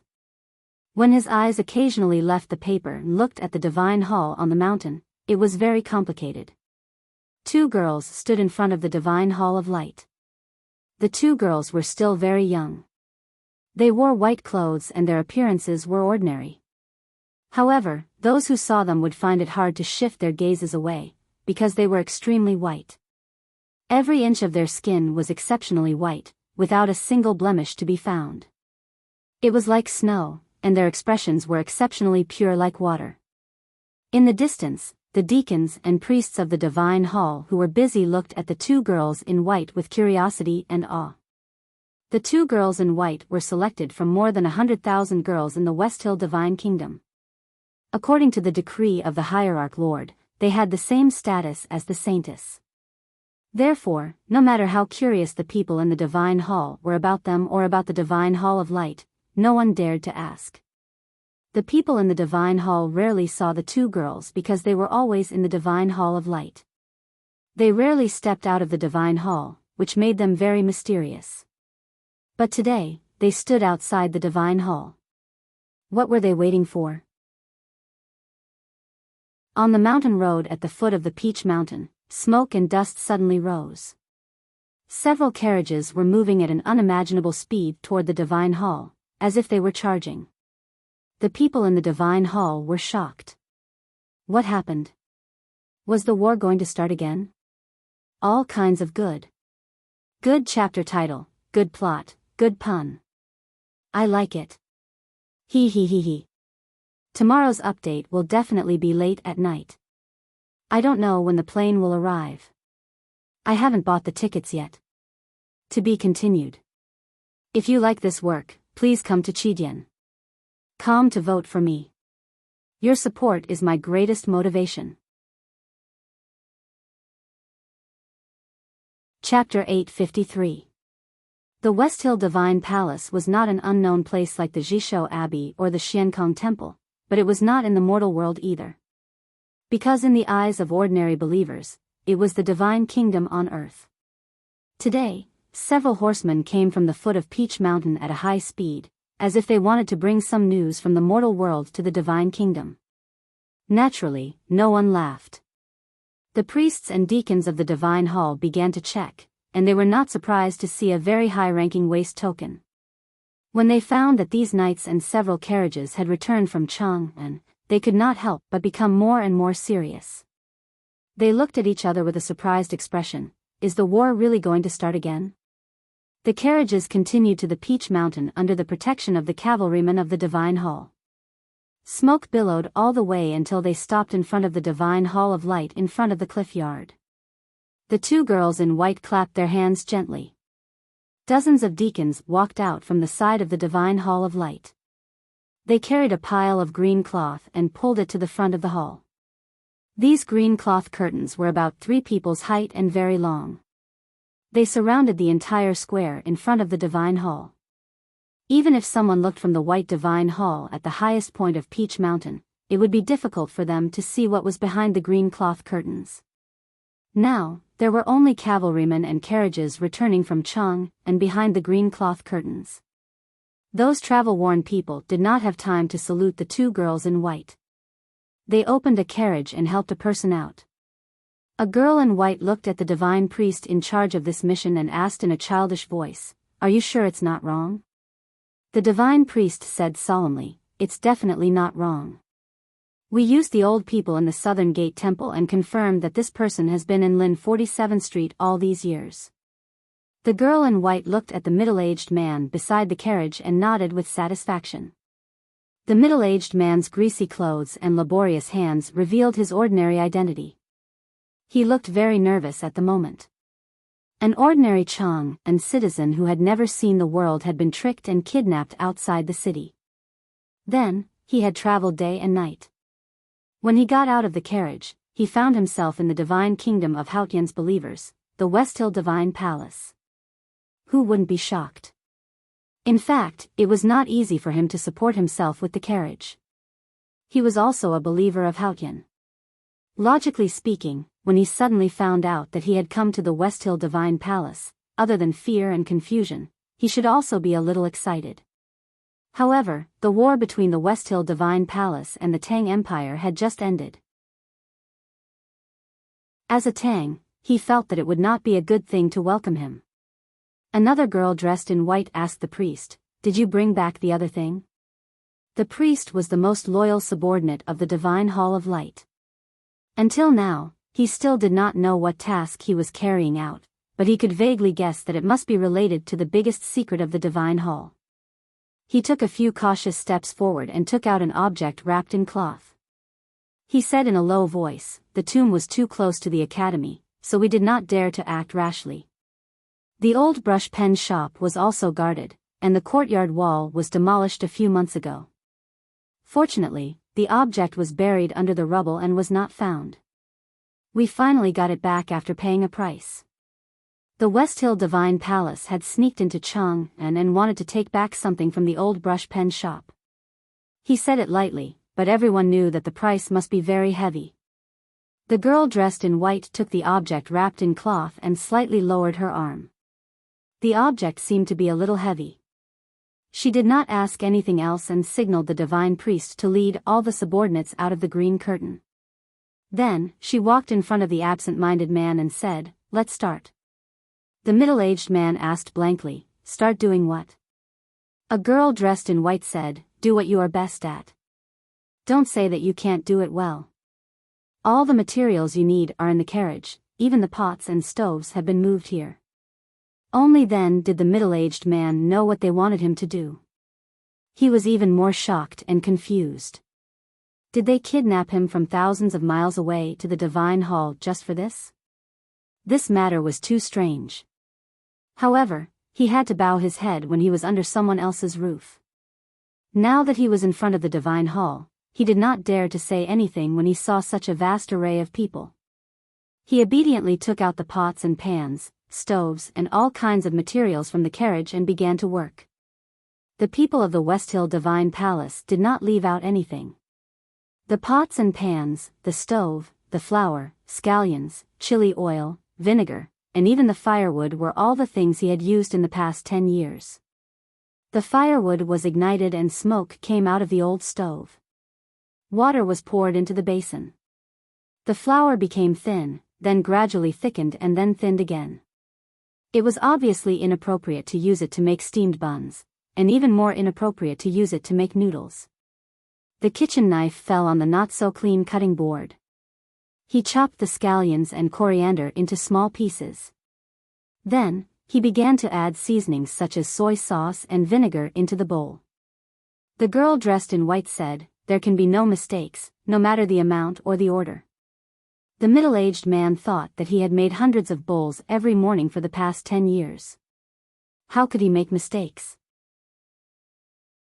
However, that was what he thought, but he didn't dare to say it. At this time, the water in the pot finally boiled. The dough in the basin was torn into irregular shapes by his hands and thrown into the boiling water one by one. It quickly took shape and began to float. He dipped the blackened spoon into the pot and stirred it. When he took it out, it was filled to the brim with cooked slices of dough. The white shards trembled lightly like fish fat. There was not a single piece left in the pot, and the spoon was exactly 1/3 filled with soup. Such craftsmanship was naturally the result of repeated practice for more than 10 years. The soup was poured into the bowl. An unusually strong but refreshing sour and spicy aroma appeared in the square in front of the divine hall of light. Then, the smell of chopped coriander and scallions assailed the nose. The two girls dressed in white did not show any expression. They looked down and walked back into the divine hall. One of them held the bowl in her hands, and the other held the thing wrapped in cloth. The middle-aged man said subconsciously, "One bowl is not enough for the two of you, right?" The girl from the old brush pen shop used to eat one bowl and bring back 2 bowls when she was so thin. The two girls dressed in white ignored him and walked into the divine hall. The middle-aged man looked at the boiling water in the pot and held the big spoon in his hand. He stood in the empty square in front of the solemn divine hall, feeling very nervous. Not long after, a girl dressed in white came out of the divine hall of light.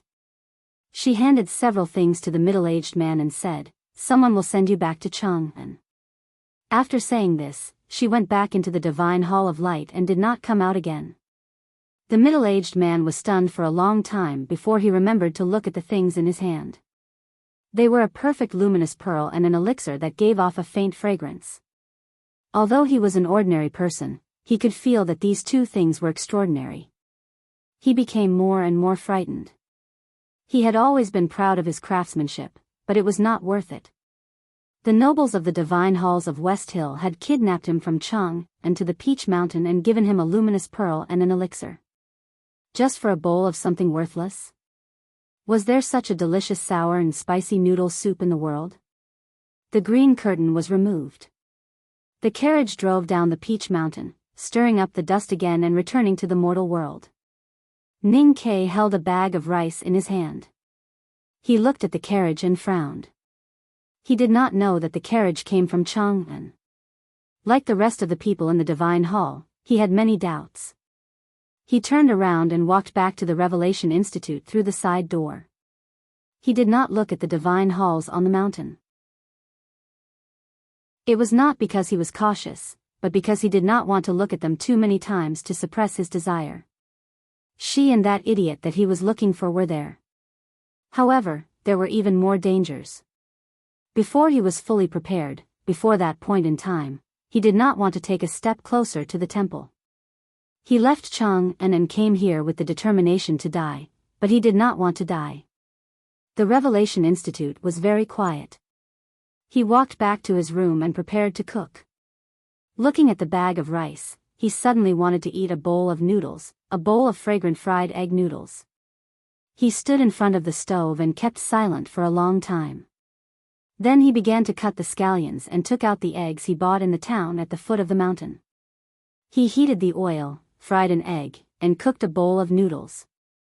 A bowl of noodles with fried egg noodles, with 4 Sichuan peppercorns and 30 scallions. He held the bowl and walked to the depths of the book hall. He looked at the clouds and cliffs, thinking of the city of Wei and the old brush pen shop, and began to eat the noodles. He ate very quickly, and in the end, he even drank all the broth at the bottom of the bowl. He had not cooked for many years, but his cooking skills did not fall behind. The fried egg noodles were still delicious, but he actually did not enjoy it because she did not cook it. He stood there for a long time until the moon appeared. The beautiful moon in the night sky had returned to its original fullness. But he was still worried because he did not know if the moon would continue to waxing and waning tomorrow night. He was also worried about other things. That emotion was more like fear. Aren't you omniscient and omnipotent? Why don't you know I am here? Why, can't I feel where you are? Are you really not my natal life anymore? Or is the you I am looking for really dead, and the you now is not you? He thought to himself as he looked at the divine hall on the peak where no light leaked out. Behind the divine hall of light was the cliff behind the mountain. Below the cliff was the legendary U prison. The clouds and fog became thicker at night, as if there was a cold and evil aura overflowing. She stood between the stone pillars and the cliff with her hands clasped behind her back. She looked indifferently at the bright moon in the night sky. Her plump and tall body was tightly wrapped in a green cloth, reflecting a lonely figure on the ground. The moon had been missing for more than 10 days and began to return to its full state. Her face became paler and paler, not holy and solemn, but weak. Behind her were hundreds of wine jars and a bowl of hot and sour noodle slices soup that she had only taken a mouthful of.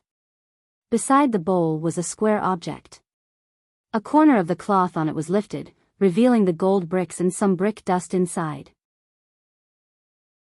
The wine was Zhejiang double-distilled liquor, and the hot and sour noodle slice soup was from Chang'an. The gold brick had been hidden in the wall of the old brush pen shop all these years. These were useless memories she hated the most, so she had to get them back. Or, it was like this. There's a big bug. Regarding the moon's waxing and waning, I mentioned a few strokes earlier, but I forgot to write them myself. I always thought that I didn't write them, and was happily waiting for this moment to play with this stroke. I didn't expect that I would play myself into a fool. From my original intention, I have already corrected the 2 places I found earlier, and I sincerely apologize to everyone. The day before yesterday, he didn't sleep for an entire day and night. It was the first time in his life that he felt airsick. The journey was tough, and he wouldn't go out for a month even if he was beaten to death. He would write his book and live happily with everyone. According to the schedule, the report was updated as follows: 2 chapters tomorrow, 1 chapter the day after tomorrow, and 2 chapters the day after that. Along the way, I had a great time writing. They were all my favorites, and I was very satisfied with the chapter names. Just like the day before yesterday, if I don't continue to praise myself, I can't keep my eyes open. Finally, there's one thing that I want to report again.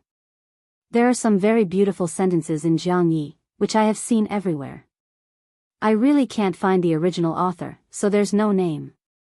I can only state the source, such as the fish leaping into the sea, the flower blooming on the shore, or that spring, I cut a few caddies of peach blossoms, or that thyme stew, which I will use in the future. I've reported these before, but I dare not falsely claim this honor. But some readers may not notice, so I'm reporting it again. The original authors are awesome, and I'm a hard-working porter. To be continued. If you like this work, please come to Chidian.com to vote for me. Your support is my greatest motivation. Chapter 854. Sang Sang looked at the moon in the night sky.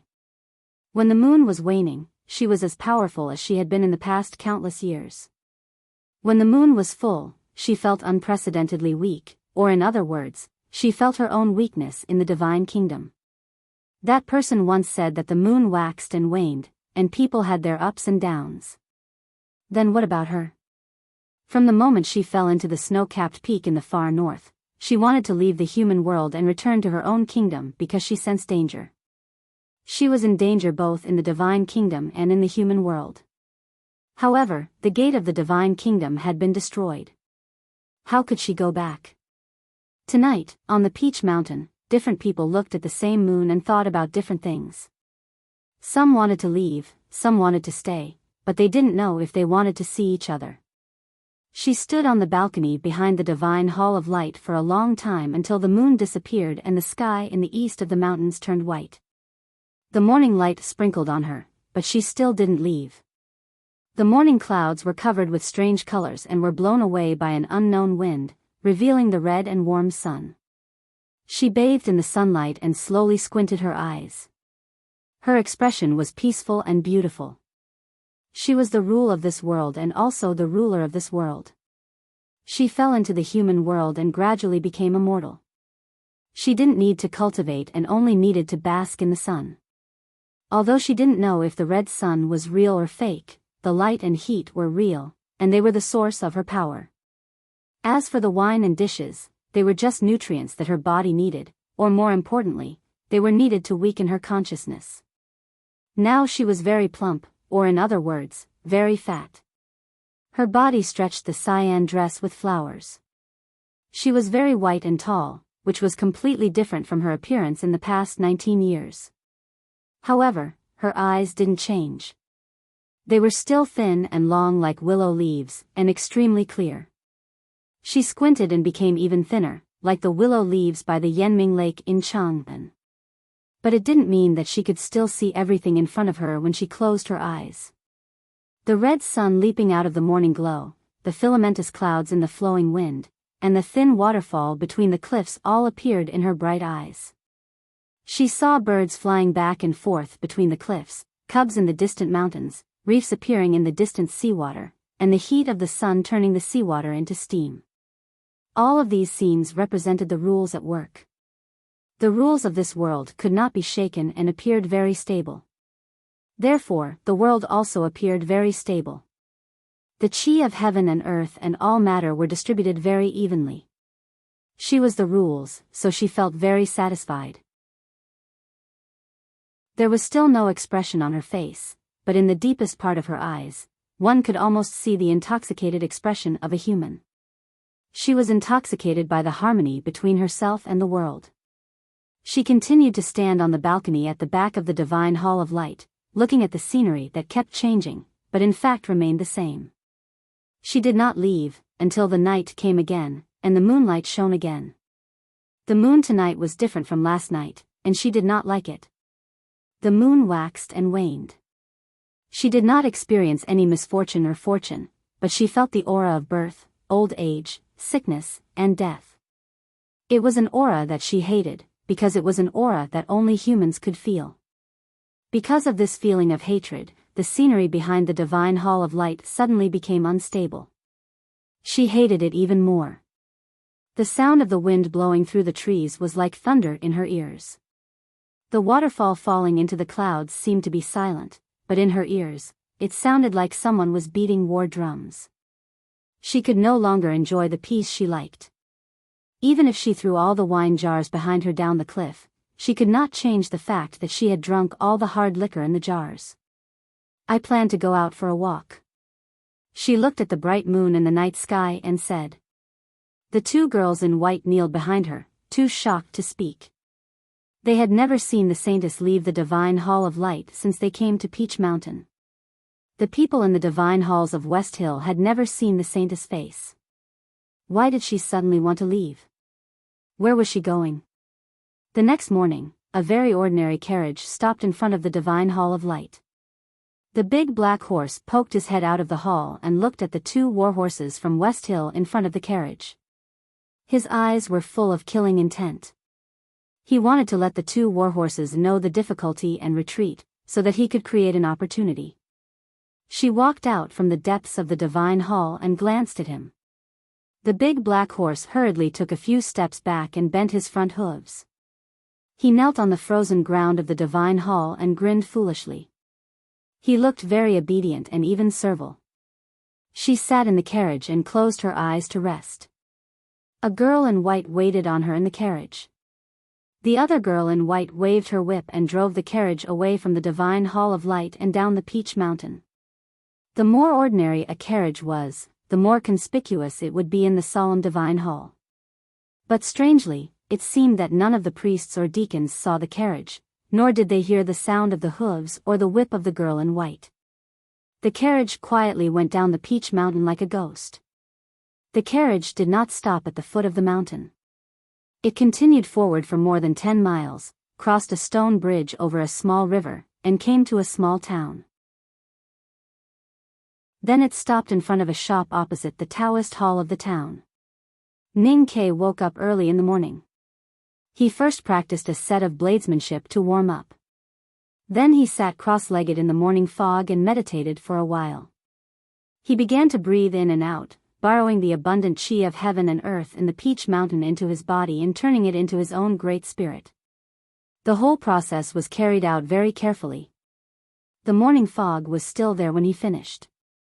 He walked up the path behind the book hall.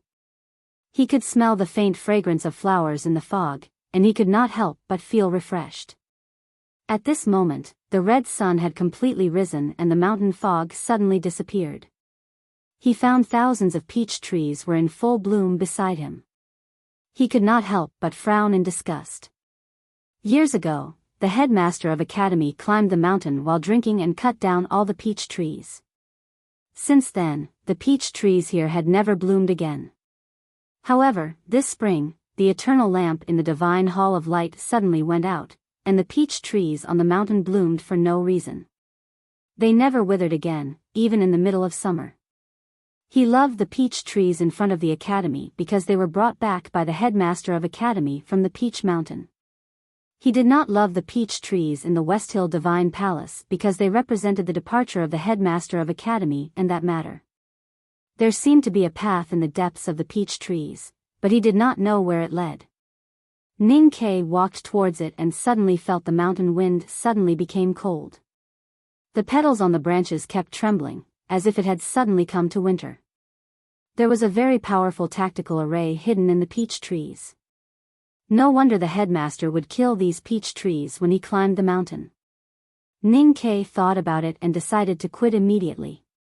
With his current state and attainments in talisman Taoism, it should not be difficult for him to quit since he was not deep into the tactical array. But it was impossible for him to continue forward and break the array. However, at this moment, he suddenly felt a very familiar aura in the peach trees on the mountain. He could even vaguely understand the intention of these peach trees. He did not know anything about tactical arrays, but he knew that this was the key to break the array. These peach trees were blooming for him. If it were someone else, he would definitely be shocked and confused by this sudden change, and then have the idea of temporarily retreating. But he did not, because he quickly figured out the reason. The peach trees on the mountain were blooming because of her. How could they stop him? His sleeves brushed against the peach trees, and the petals fell unfragrant. He did not need to look for the direction, nor did he care about the powerful tactical array in the peach trees. He just walked according to the feelings of the peach trees. It did not take long for him to walk through the peach trees, which were extremely dangerous for cultivators. Outside the peach trees was a precipice. He stood on the edge of the cliff and looked at the towering divine halls above. Only then did he realize that he had reached the mountainside. Then he looked at the opposite side and found that there was another precipice there. The cliff he was standing on was part of the peach mountain, and the precipice on the opposite side was also part of the peach mountain. It was obviously under several divine halls, but for some reason it was independent of the peach mountain. The two precipices were dozens of feet apart. There was no bridge between them except for the mountain wind. Below them, there were clouds and mist, and there was a faint cold aura. No one knew how deep it was. A distance of dozens of feet was not far for cultivators, especially for cultivators from the Devil's Doctrine. However, looking at the ground on the edge of the cliff and the moss on the opposite precipice, it seemed that no one had ever been here, and no one had ever appeared on the opposite precipice. The two precipices had never been connected. The two precipices looked at each other in silence for tens of thousands of years, and no one knew if they had ever hated each other. A chilly wind blew from the bottom of the precipice, and the clouds and mist dissipated slightly. There seemed to be something on the opposite precipice. Ning Ke's eyesight was excellent, and he seemed to see several rows of stone windows. He was a little uncertain, and continued to look. When the next mountain wind blew, the clouds and mist dissipated again, and he found that there were indeed stone windows on the precipice. Could it be the legendary U-prison used by the West Hill Divine Palace to imprison traitors? He looked at the opposite precipice and frowned slightly. He looked for a while longer, and suddenly closed his eyes. Tears flowed from the corners of his eyes. It was not because he pitied the predecessors of the devil's doctrine who had died in the U-prison for thousands of years. It was also not because he thought of the great divine priest of light who had been imprisoned in the U-prison for more than 10 miles. It was also not because of the bloody smell and gloomy aura coming from the stone window on the precipice that made him feel pity. It was because his eyes were very painful.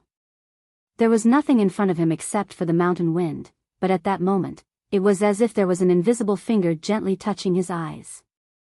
The force was very gentle, but the eyes were the most delicate part of a human. Even though he had almost mastered the Great Spirit, he still felt a piercing pain, and he could not help but shed tears.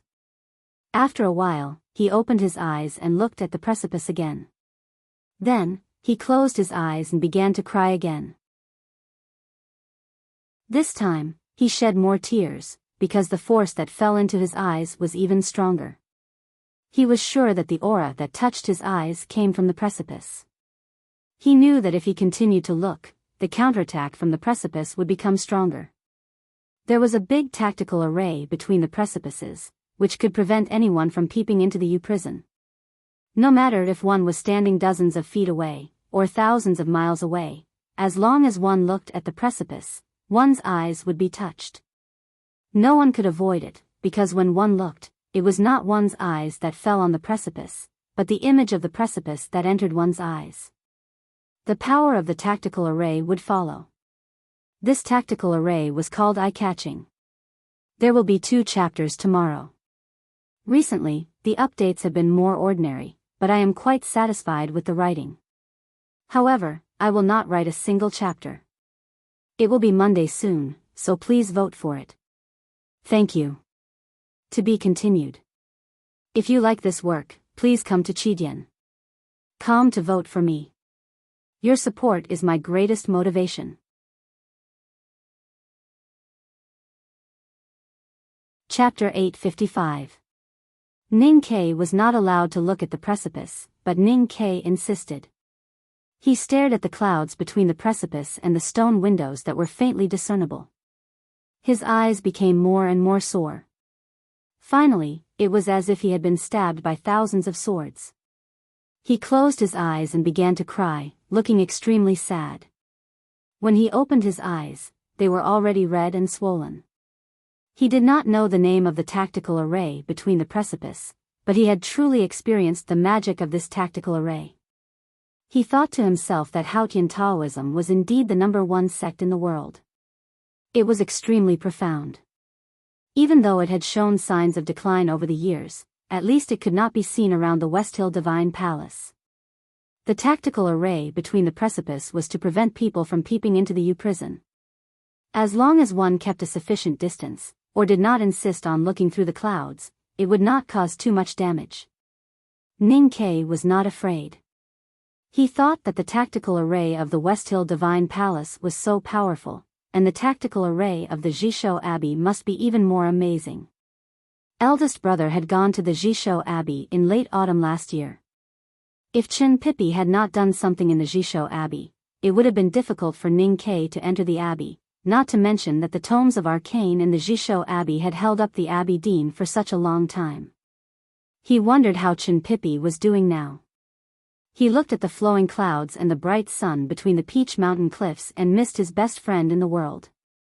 Then he thought of Chin Pippi's father, the abbey dean who had been hacked out of Cheng and by thousands of knives.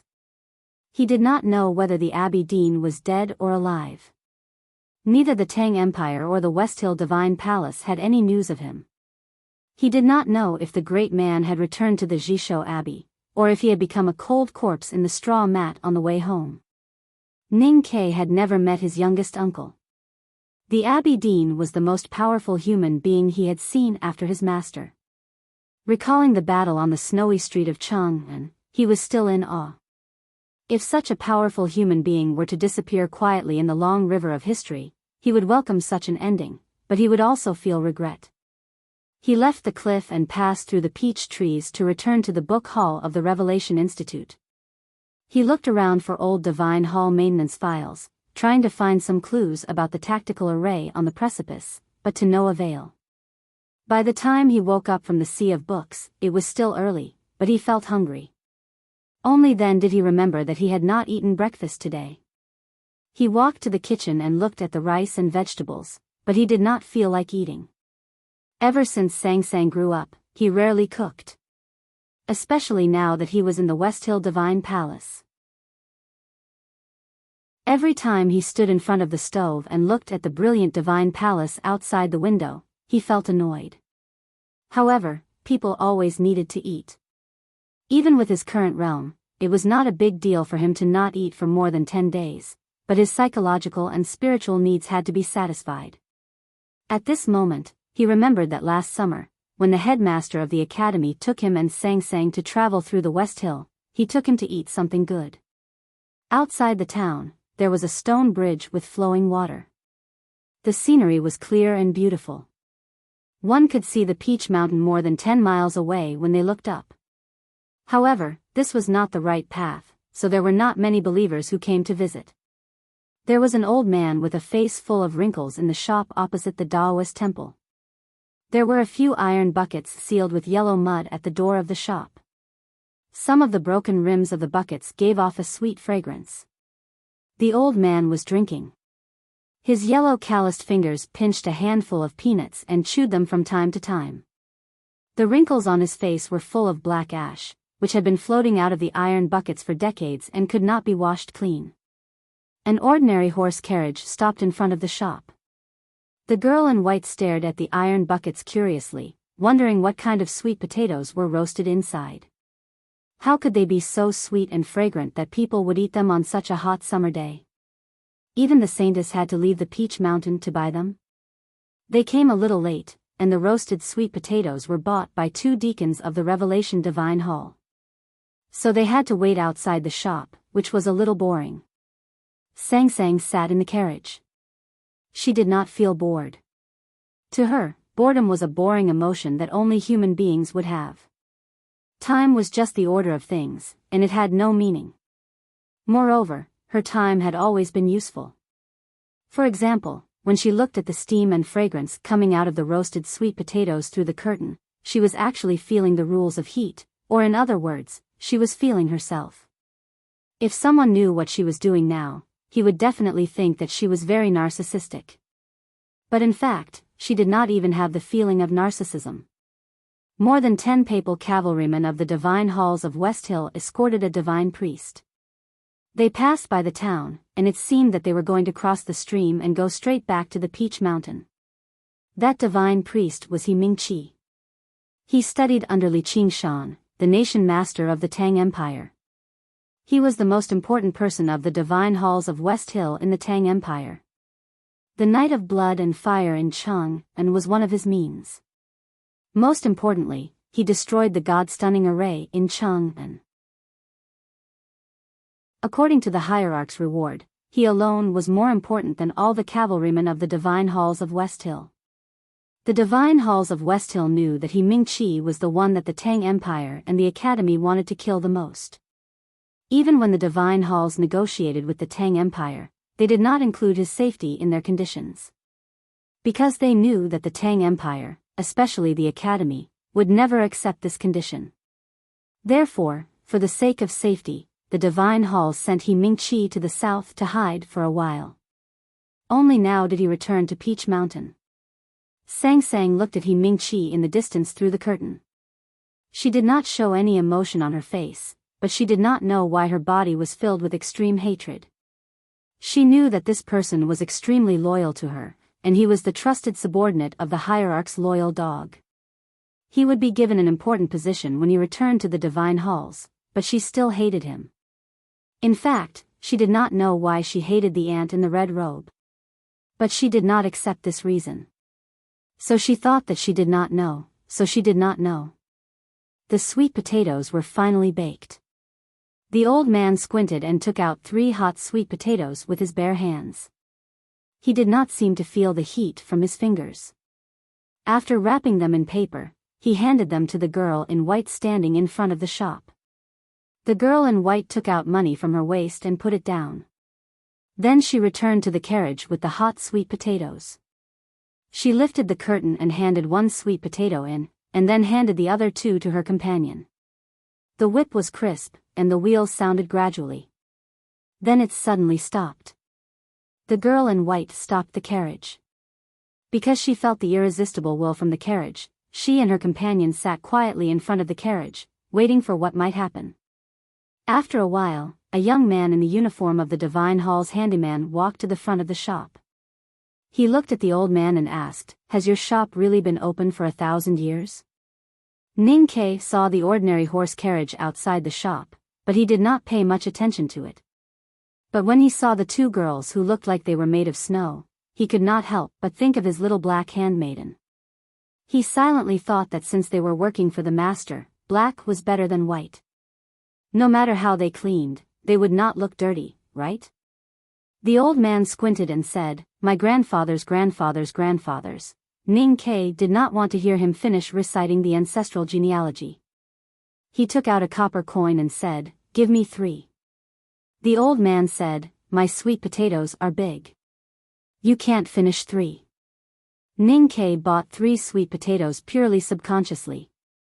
1 for his teacher, 1 for himself, and 1 for Sang Sang. Hearing this, he understood and said, "Then 2 will be fine." The old man took out 2 sweet potatoes with his bare hands and handed them to him. He put away the copper coin and began to drink again. The headmaster of the academy once said that eating sweet potatoes in the hot summer had to be done while they were still hot, just like eating ice in winter. What they sought was the extreme of the extreme and the stimulation of the stimulation. Ning Ke was not a pure filial disciple. He had forgotten many of the words his teacher had said, but he remembered all the words his teacher had said about food. Because he insisted that compared to the title of the greatest man in the world, the title of the greatest gourmet in the world was more suitable for his teacher. He held the sweet potatoes and sat on the threshold. He pinched his fingers and tore the skin. The red and yellow soft potato meat was steaming and exposed in the deep summer air. The sweet smell spread around. He endured the heat and began to eat the potato meat. It was so hot that he kept sticking out his tongue. In the carriage, Sang Sang looked at the man on the threshold through the curtain. There was no emotion on her face. She was absolutely indifferent. However, she did not notice that the sweet potato in her hand had been crushed. She frowned in disgust and looked at the steaming potato meat. She raised her hand and took a bite. Then she began to eat again and again, as if she did not feel any heat at all. In the deep summer town, it was hot and quiet. Suddenly, the sound of cicadas came from the tree behind the house. They had just finished their afternoon nap and began to celebrate their reunion with their companions after an hour of separation.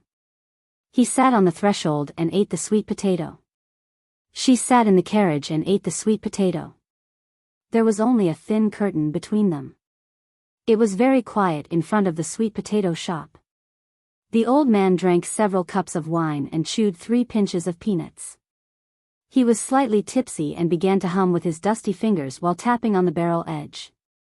Ning Ke sat on the threshold and listened to the song. Although it was simple, it was somewhat beautiful. Especially the lyrics, although ordinary, they were somewhat meaningful. Ning Ke gradually became entranced. Picking firewood with a knife, but afraid of frightening the moving mountain ghost. Rain falls on the banana leaves. Last year's cicada slew falls on the shoes. Hanging on the vines, the mocking laughter in the clouds comes from the mouth of the monkey. After years of idleness, the pottery model under the rotten leaves has accumulated old dust.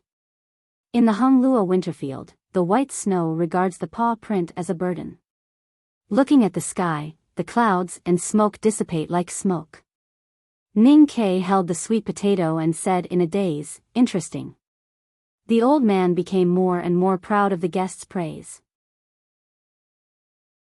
His voice gradually became louder, but the tones suddenly became calmer, as if people in the countryside were talking. Cutting firewood to make a fence, planting 3 peach trees. Picking the grain as rice, and then making 2 jars of wine, as light as water. Picking flowers and twisting juice, making the bride's eyebrows drunk. Firecrackers sound, the old house cries new, never tired. Little deer cry, calling the maid to cut a few plums and heat 2 pots of wine. Remembering the childhood sweetheart, who could bear to give up a cup. Ning Ke thought of last summer, in front of this shop in this town, his teacher and her were still by his side. But now he was alone, and he could not help but feel sad. These 2 paragraphs are part of the spy's 27 cups of wine that I completed at the request of a reader a few days ago. For the full text, please read the comments section. I didn't pay attention when I wrote it, and only after I finished writing it did I realize that I was writing about coming night. Then, writing this chapter is really a bit tiring. I am not capable, but I have high expectations of myself, so I can only keep squeezing myself. There is still one more chapter today, and I don't know when I can finish it, so I am working hard. To be continued. If you like this work, please come to Chidian.com to vote for me. Your support is my greatest motivation. Chapter 856. The plain lyrics were about the ordinary affairs of men and women in the village, without any heart-wrenching tragedy. But somehow, those beautiful scenes of the past made people feel a little lost at the end. Ning Ke had always thought that sentimentality was a luxury, especially now that he was in the Westhill Divine Palace, where his identity could be discovered at any time. So he did not let himself be immersed in this emotion for too long. He rubbed his eyes that were stung by the tactical array on the precipice, stood up from the threshold and walked out of the town. Sang Sang sat quietly in the carriage, listening to the old man's song. She was not moved at all, but her consciousness was stirred up, as if the ocean was about to rush to the earth. Every drop of seawater in the raging waves represented extreme hatred. She hated the young man outside the carriage, even more than she hated He Mingqi. She frowned and pursed her lips. Her willowy eyes were as bright as a sharp knife. This was the first time she felt emotional since she came to the human world, so she hated him even more. Hatred would bring anger, and her anger was the wrath of heaven. Once it was angry, the world would change, the rivers would flood, and the people would lose their homes. No one could resist it. For some reason, she didn't want to kill this young man. More accurately, she didn't want to kill this young man right now. Thus, these past few nights, when she looked at the bright moon, she had been using unimaginable willpower to suppress the hatred and anger in her heart. Only the will of heaven could control the wrath of heaven. She hated him. She hated him. So she did not want to see him. She knew very well that once they met, she would hate him, and then she would not be able to suppress her will to destroy him. However, even she did not expect that she would meet him, hear his voice, and meet him in front of the sweet potato shop after leaving the divine hall of light for this town. Looking at his face and listening to his voice, she could no longer suppress her hatred and anger. A horrible aura gushed out from her plump and tall body and rushed to the sky. The summer sky was extremely clear, but suddenly, countless black clouds floated from thousands of miles away and covered the entire Westhill Divine Kingdom. The sky suddenly became very dark. The cold wind was blowing in the woods and the fields, swaying the signs, throwing debris on the streets, and the shouts of closing windows could be heard from the houses. The scene in the Westhill Divine Palace was even more shocking. Countless bolts of lightning formed in the black clouds like golden threads and then fell, producing countless dull thunders. With a boom, a muffled thunder struck down from the depths of the dark clouds. Over 20 miles away, a faint flame could be seen on the Peach Mountain, and even the crackling sound of peach blossoms burning could be heard. Fortunately, a torrential downpour soon followed, extinguishing the burning peach blossoms. On the 3 cliff plateaus of the Westhill Divine Palace, countless divine priests and deacons knelt in the rain, looking at the sky in horror and praying. She looked at Ning Ke through the curtain. Deep in her emotionless and cold eyes, there were stars being destroyed, worlds being reborn, and unimaginable majestic power. She had never really looked at Ning Ke since he came to the small town. She decided to look at him for the last time when the will of destruction was about to fall on the small town. Then she saw his eyes. Her eyes were red and swollen like peach blossoms, as if she had just cried. The unusually cold wind in the summer gradually stopped, and the majestic storm gradually subsided. Then, it disappeared without a trace. The tens of thousands of miles of dark clouds that covered the West Hill Divine Kingdom dispersed to the corners of the world. Ning Ke ran back to the sweet potato shop when it started raining. The thunderstorms in summer always came suddenly, and he had no doubt about it. He did not even notice that there was an aura in the horse carriage that shot up to the sky. After the headmaster of the academy left the human world, no one could feel such a level of aura. Weak and incompetent human beings. Sang Sang looked at his red eyes through the curtain and said emotionlessly. Then, she continued to eat the sweet potato in her hand and did not look at him again, as if they had never met.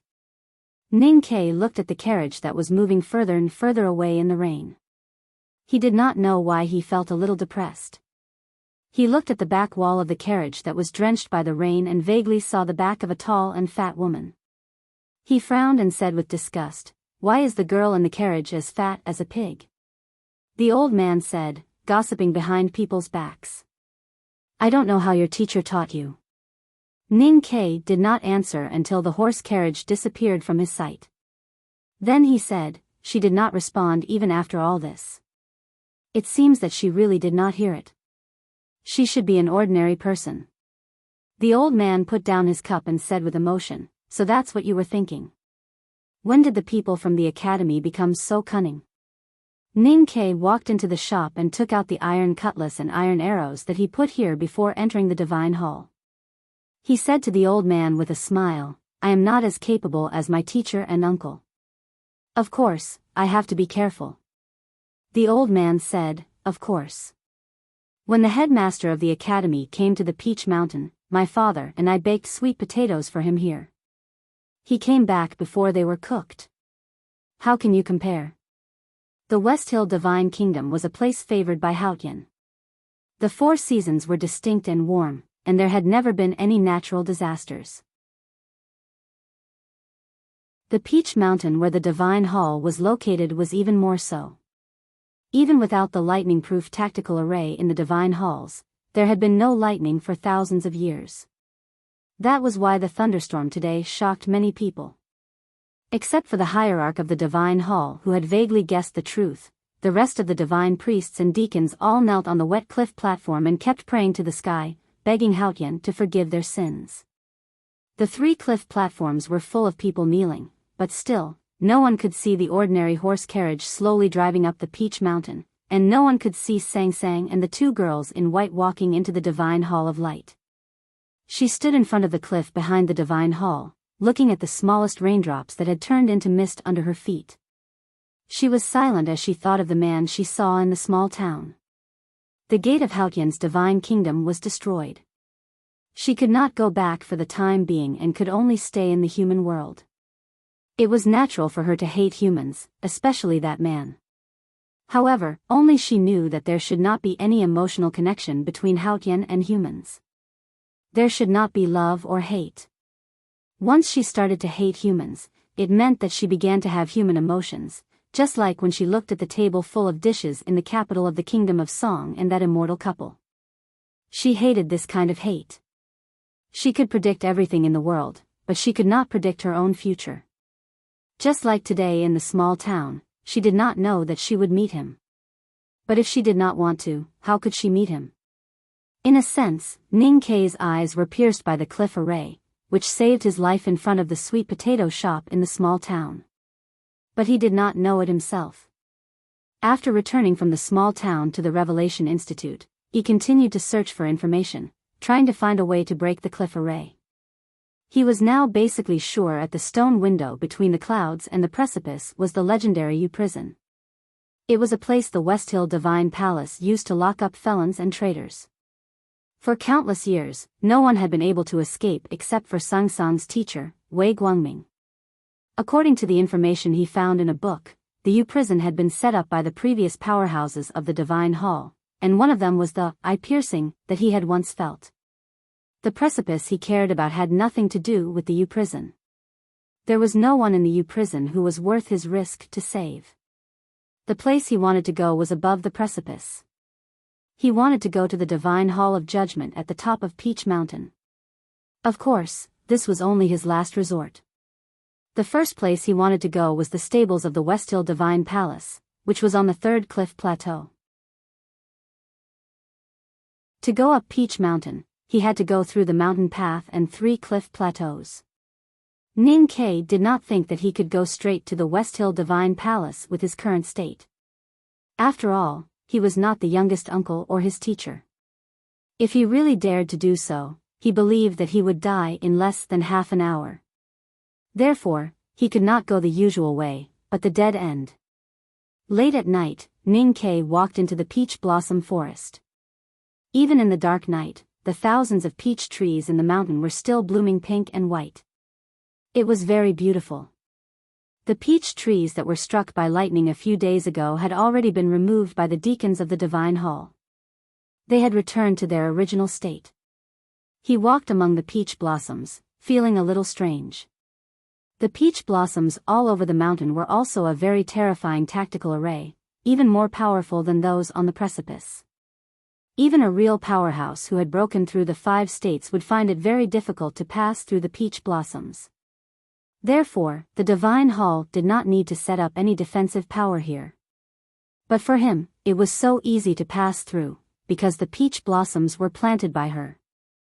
Every time he thought of this, he felt that things like fate were really hard to describe. When he came to the edge of the cliff, he did not look at the precipice, but jumped to the opposite side without hesitation. The 2 precipices were dozens of feet apart. Even the most powerful cultivators would see it as a natural moat. But for the powerhouses of the Devil's Doctrine and the cultivators at the peak of martial arts, it was just a shallow ditch. Ning Ke's great spirit had almost reached the advanced level. Except for third sister Yu Lian, Tang, and the Abbey Dean before he was injured, no one else could be stronger and more powerful than him. He did not need to run, nor did he use any strength. He bent his knees slightly, and the pond-like great spirit in his abdomen was suddenly sent to all parts of his body. Then he rushed to the opposite precipice. The night wind whistled and slapped his body, as if slapping a stone. In the blink of an eye, he came to the opposite precipice. His hands suddenly became soft and stuck to the precipice like cotton. Under his feet was a bottomless abyss, surrounded by clouds and mist, which looked even more gloomy and terrifying. The eye-catching tactical array on the precipice could not only block peeping eyes, but also the slightest fluctuation of a cultivator's psyche power. It was even more sensitive to the chi of heaven and earth hidden in the body of the Devil's Doctrine. In the moment before Ning Ke fell to the precipice, he withdrew most of the Great Spirit back to the pond in his abdomen, and used the remaining Great Spirit to cover his snow mountain and ocean of chi. To avoid triggering the tactical array on the precipice, he did not dare to use talismans. In other words, he completely relied on his own strength to climb the precipice. He was now an ordinary person. But even so, it was still not enough. Although he closed his eyes, the precipice seemed to think that he was looking. He felt a sharp pain in his eyes, and his hands that were grabbing the cliff stone suddenly loosened. There were cliff climbing in the Qing dynasty, among the guests, and also at night. Of course, he would not fall down, because neither the bottomless abyss nor the landmine tactical array had anything to do with Ning Quebec. To be continued. If you like this work, please come to Chidian.com to vote for me. Your support is my greatest motivation.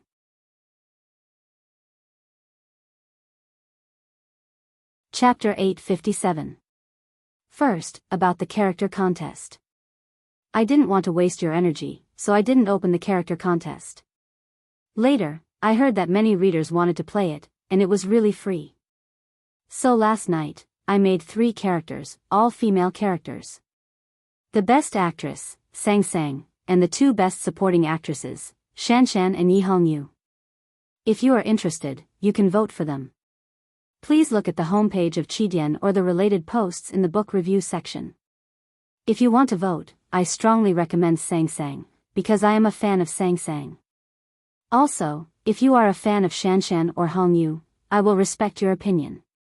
I am just trying to get votes for Sang Sang.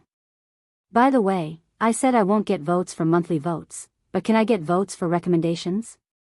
As for the book review competition, there were already many excellent book reviews, but my announcement was delayed until now. I was so lazy that it made people's hair stand on end.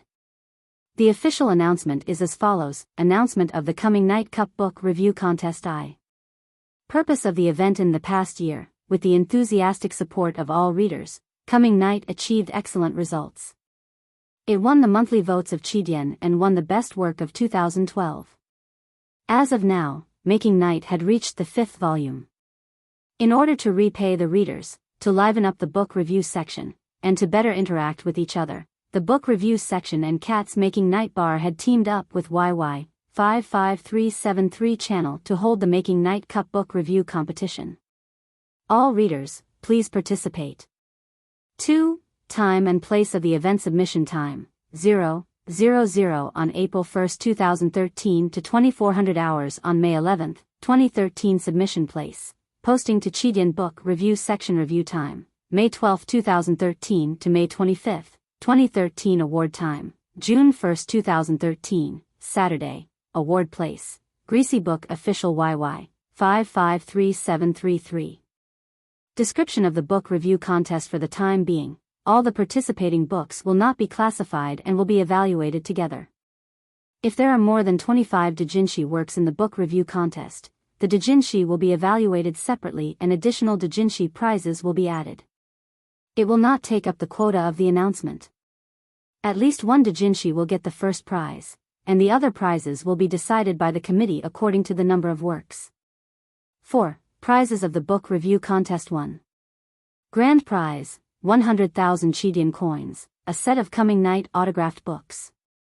2. First prize, 50,000 Chidian coins each, a set of Coming Night autographed books. 3. Second prize, 30,000 Chidian coins. 4. 10 third prizes, 10,000 Chidian coins. 5. 20 encouragement prize, 3,000 Chidian coins. 6. 1 lucky prize, a physical autographed copy of Coming Night. Apart from the grand prize and first prize winners, a lucky prize winner will be randomly selected from all the participants. After the results of the book review competition were announced, the awards would be given out on YY channel 55373. There would be a lucky draw and prizes would be given out at the venue. Rules of the book review competition: 1. The theme of the book review is Coming Night. 2. The title of the participating book review must be prefixed with Coming Night Cup, otherwise it will not be included. 3. All readers who like tricky works are welcome to participate in the book review. There is no limit to the number of fans, but the book review must be original and first published. 4. The venue of the competition is the review and comments section of Coming Night. Posting on behalf of others is not allowed. 5. The book review must be more than 200 words in any genre. There is no limit to the number of words in the poem. 6. There is no limit to the number of submissions for each participant, but only one book with the highest score can be awarded a third class or above award. The other submissions can be submitted for the encouragement award. Note: if there are more than 25 doujinshi works, there will be a separate selection. At that time, the same reader can use different works to win awards in both book reviews and doujinshi. 7. Participating book reviews cannot be compared with the works of other authors. 8. Spamming and malicious attacks are strictly prohibited. Such comments will not be included. 9. If you find anyone violating the rules, you can report it to the organizing committee. Once it is confirmed, the violator will be disqualified. 10. Judges can participate in the competition, but their works can only be awarded with an encouragement prize. 11. Participants can communicate with each other in the Night Cup Book Review Competition participant group to understand the grading process and to make suggestions or complaints. The book review competition participant group number is 197,983,239. Please tell us your nickname before joining the group. 6. List of judges. Leader. Something fishy. Summary of participating book reviews. Xia, that diligent laziness judged requirements. The scoring must be fair and have a clear conscience. Grading rules. Grades will be given from 1 to 10 based on personal opinion. Grades can include decimal points. 7. Award method. 1. After the announcement of the list of winners, winners are requested to enter the Night Cup Book Review Competition participant group, number 197,983,239. Inform the Chidian ID and account number to the awarding staff, so that they can add the amount of Chidian coins into the account. Screenshot of the login page is required. 2. Physical book winners are required to inform the specific mailing address so that they can receive the fishy signed physical book. 8. The final interpretation of the competition belongs to the Book Review Competition Organizing Committee. If there is any omission, it will be added. 9. Special thanks to all readers in YY, channel 55373 for their enthusiastic support. Night Cup Book Review Competition Organizing Committee, March 30, 2013. Finally, I wish everyone the best. To be continued. If you like this work, please come to Chidian.com to vote for me. Your support is my greatest motivation.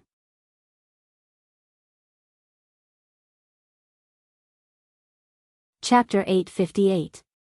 Many years ago, when the headmaster of the academy returned to Cheng, and from his travels, he locked Ning Ke in a cliff cave in the back of the mountain. During that long period of imprisonment, Ning Ke learned many things in order to break through, including restraining the Great Spirit. That was why he thought that this cliff was nothing to him. But he forgot that the shocking array on the precipice could not only sense the fluctuation of the cultivator's psyche power and the change of the chi of heaven and earth, but it could also sense the peeping eyes.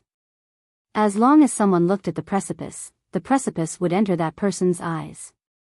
What was more amazing was that even if you closed your eyes and did not look at it, as long as you thought about looking at it, and did not completely suppress the idea of looking at the precipice in your consciousness, the precipice would still think that you were looking at it. It would be like a collapsing mountain, directly crashing into your eyes and then into your brain, setting off countless huge waves. Ning Ke's eyes were instantly pierced by tens of thousands of sharp Taoist swords. He was in extreme pain and his face became extremely pale. Then the ocean of his consciousness was hit by the cliff, setting off turbulent waves. The pain was so intense that even a strong-willed person like him could not bear it. His eyes darkened and he loosened his fingers, falling down the cliff. The cliff was shrouded in night fog. Below the clouds was a bottomless abyss. No one knew what was on the gloomy ground that never saw daylight all year round. The most important thing was that it was too high. No matter how strong the cultivators of the devil's doctrine were, they could not completely ignore the power of the earth. The empress had died after jumping off the city wall of Chang'an. Even Yu Lian, the grandmaster of the devil's doctrine, had broken all the bones in her legs after falling from the sky. The cliff Ning Ke was at was not much different from the sky. If he fell into the abyss like this, he would definitely be shocked to death by the earth. His body rubbed against the cliff, making a rustling sound. The cool night wind whistled past his ears. He fell faster and faster. The situation was extremely dangerous, and death was right below him. While falling, Ning Ke thought of many things, not those sweet or sour memories, but the cultivation skills he had learned. He wanted to find a way to stay away from death. However, the cultivation methods of the academy and the devil's doctrine required him to use his psyche. Once he used his psyche, the shocking array on the cliff would continue to attack him. He could not bear the pain and climb up the cliff. How could he not be moved, but still act accordingly? No matter how he looked at it, this seemed impossible. How could he control his body without thinking? In any case, his eyes still hurt even with his eyes closed, so he simply opened them. If he was really going to die, he would watch the world die. He stared at the rapidly ascending cliff in front of him. He did not feel any despair in his heart. Instead, he laughed at himself because of the arrival of death. The surface of the precipice wasn't smooth, but it didn't have many cracks either. As he passed by at high speed, the lines gradually turned into blurry blocks of color, as if they were about to flutter in the night wind. Ning Ke felt that he had seen such a scene before. The clothes swaying in the breeze and the soft lines were also carved on the stone. He remembered that they were the stone statues of venerables in the temple under the Wanyan Tower in Chang'an. There were also the stone statues of venerables in the side hall of the Lank Temple. His eyes brightened slightly, and his hands that had been pressed against the cliffs suddenly became gentler. It was not the gentleness of before, but a gentleness that was close to nothingness. As he fell, in the whistling night wind, he suddenly put his hands together. His right index finger bent slightly in the air, and his left index finger fell on the back of his right palm, forming a mudra. Such a gentle pair of hands, looking at the shape of his hands, could not grasp the mudra on the cliff, but it produced an extremely magical effect. His falling momentum suddenly stopped, and he suddenly stopped between the precipices. It seemed like a long time had passed, but in fact, it was only a moment. He slid down more than 100 feet along the precipice, and his feet seemed to step on the clouds that covered the stone windows. Years ago in the Lank Temple, he had watched the stone statues of venerables for a night in the autumn rain and understood the Buddhist sect's four emblematic gestures of fearlessness, dhyana, exorcism, and dispelling thoughts. After that, he had used it several times when fighting against the powerhouses of the Buddhism sect, because compared to the Great Spirit and the primordial 13 arrows, the emblematic gestures of the Buddhism sect were not as powerful. It was not until tonight when he was facing the danger of life and death on the precipice that he remembered it. His body was suspended between the precipice, and he felt that there was a very strange aura slowly swimming in the clouds below him. His sense of perception was still constantly stirring up violent waves. Without any hesitation, he closed his eyes again, and at the same time spread out his hands that were put together. He calmed his mind, and his right hand formed the dhyana, and his right hand formed the dispelling thoughts. He gently landed on the precipice, no longer looking at anything in the world, and no longer thinking about anything in the world. He completely forgot himself and heaven and earth, and only started to climb up based on the first thought that was reflected in his mind.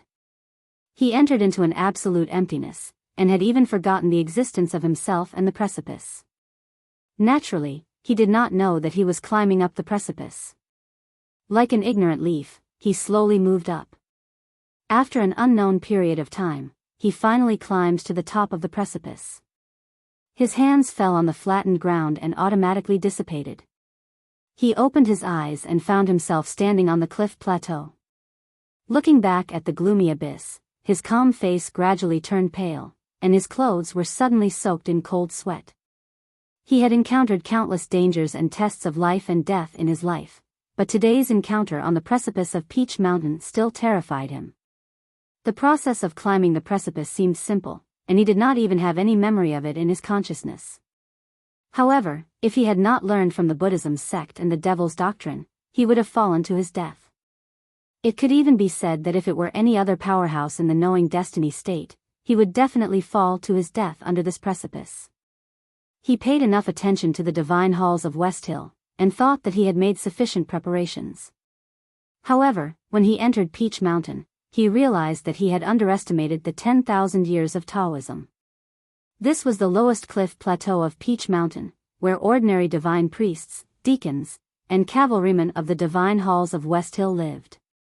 The warhorses' stables were also here. Under the cover of the night, Ning Ke came to the side of the stables. He did not release his psyche power to frighten the awakened warhorses. Instead, he did what he did to the big black horse years ago. He did not hide the bloody aura of killing countless horses, so that the warhorses did not dare to make any sound. He stood on the east side of the stables, because the imperial court spies in the divine halls of West Hill had found a small pot of leftover porridge here. If they wanted to find that idiot, they could only wait here.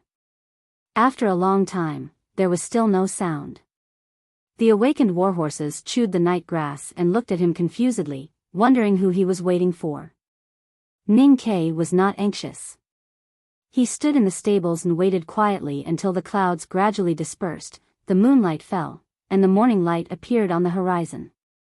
Then he was sure that he would not be able to wait for that night. He rubbed some dirt on his neck and sprinkled it into the straw on the east side of the stables. Then, under the disgusted gaze of the warhorses, he walked to the cliff plateau. Before the first light fell on the divine halls, he made the emblematic gesture of Buddhism and went back to the clouds along the precipice, back to the peach blossoms all over the mountain. That night, he continued his adventure of climbing the precipice. He also waited at the stables for a whole night, but still did not see the idiot. He went again the next night, but was still disappointed. He was still disappointed on the third night. By the fourth night, he had become very familiar with the shocking array on the precipice, and his mastery of the emblematic gesture of Buddhism had become more exquisite. The night journey that used to be extremely dangerous had now become a very common process. Therefore, when he walked to the east side of the stables, he even had the mood to gently hum a few songs. It was the song that the old man from the sweet potato shop in the small town hummed. Then, he saw a big black horse on the pile of straw on the east side of the stables, its four hooves in the air, and its back kept rubbing against the straw. It looked extremely funny, and he laughed. The big black horse smelled a familiar smell.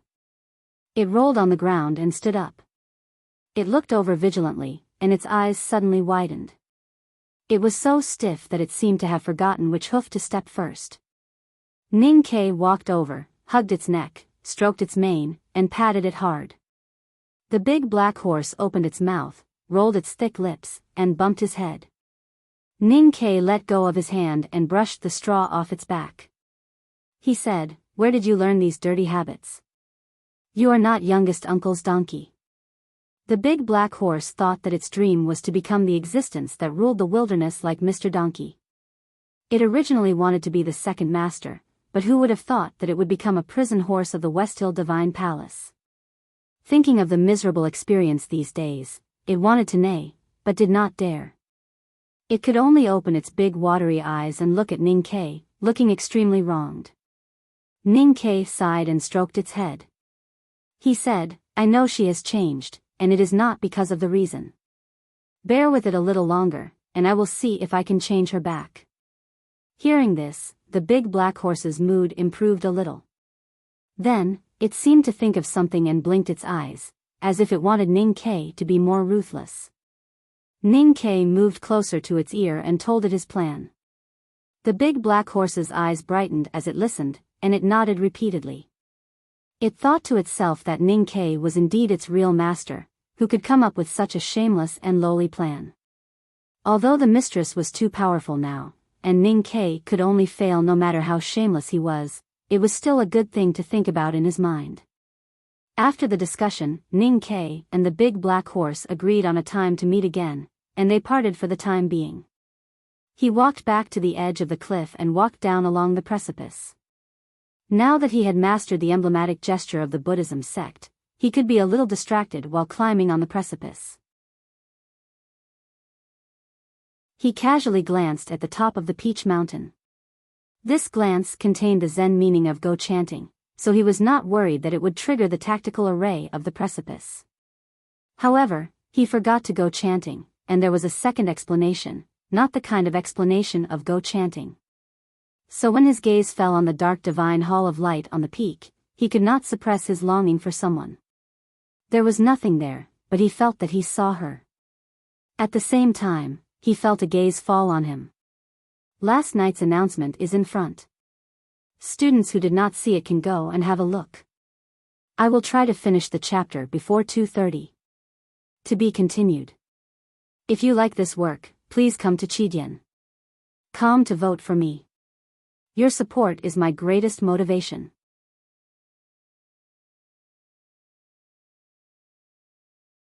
Chapter 859. In the dead of night, the big black horse ran back to the divine hall of light. It did not dare to neigh, but kept shaking its head. The sound of its hooves was particularly brisk, and its mane wet with dew danced in the wind. Suddenly, it felt that someone was looking at it. It looked back in surprise and saw the tall and fat figure in the depths of the divine hall. Instantly, it sweated profusely, washing away the dew on its body. Sang Sang did not punish it for its disloyalty. She walked to the railing of the balcony behind the divine hall with her hands clasped behind her back. She looked at the young man who was falling like a leaf between the cliffs in silence. The moon had been covered by clouds for several nights. The color of the mountains in the West Hill Divine Kingdom had darkened, and it was very quiet. Only the cliffs below the divine hall would occasionally make a very small sound. Except for her, no one could hear those sounds. Since the first night, she had stood by the railing and watched this scene quietly. She watched him jump from the peach blossoms to the cliffs, watched him fall dangerously, watched him climb up with difficulty, watched him wait by the east side of the stables every night, and watched him quietly return to the bottom of the cliff before dawn. She did nothing but watch in silence.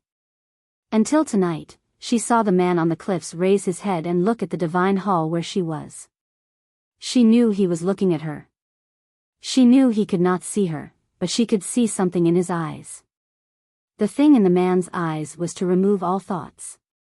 It was not to remove all thoughts, but to send his thoughts elsewhere. In other words, he was sending his thoughts to the balcony of the divine hall of light. She was the object of his thoughts. She was Haotian, and humans like ants were not qualified to miss her. So she thought it was disrespectful to her, or even blasphemy. The hatred and anger in her consciousness burst out uncontrollably again. Just like the uncontrollably burst out of the man's eyes. The fierce wind rose from the sea of the kingdom of song thousands of miles away, whistling through the high night sky.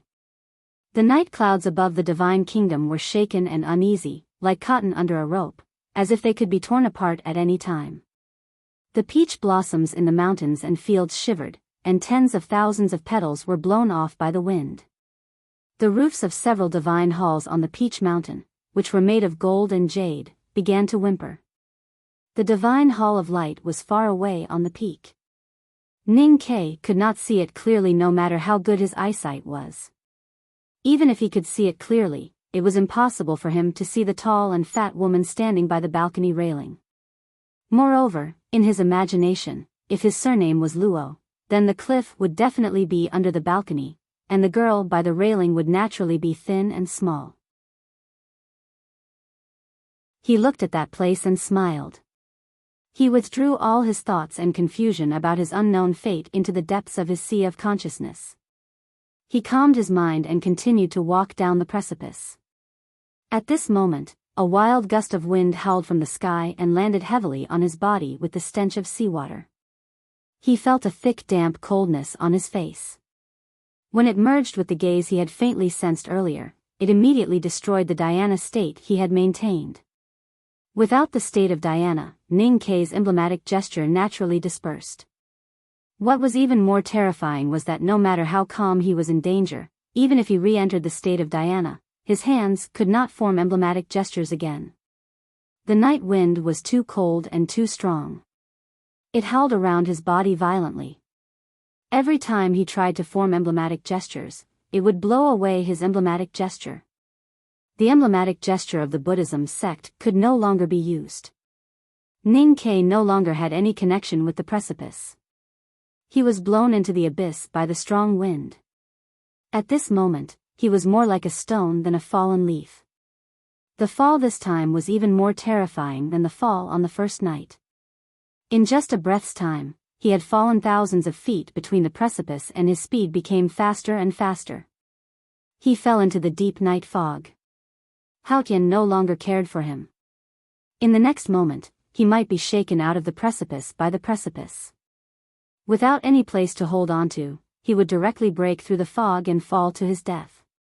In the face of desperation, Ning Ke made the toughest and quickest response. With a muffled groan, the great spirit in his body was released without hesitation. His hands suddenly stretched forward like two sharp knives, stabbing into the hard cliff wall. Two cracking sounds could be heard. His arm, which was as hard as iron, had cut a hole about 20 feet long in the cliff. Finally, he stopped falling and stopped on the precipice. he did not get rid of the desperate situation. Although he was holding onto the precipice tightly, he could no longer maintain the state of Buddhism sex dhyana.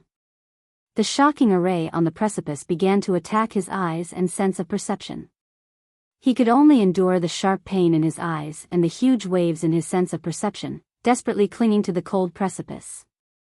Something even stranger happened. The forces that he had once sensed in the clouds and fog on the precipice swam over like snakes. In a very short period of time, they densely covered the surface of his body. Ning Ke endured the pain in his sense of perception and released his psyche power to sense. However, he could not identify what those wisps of power were.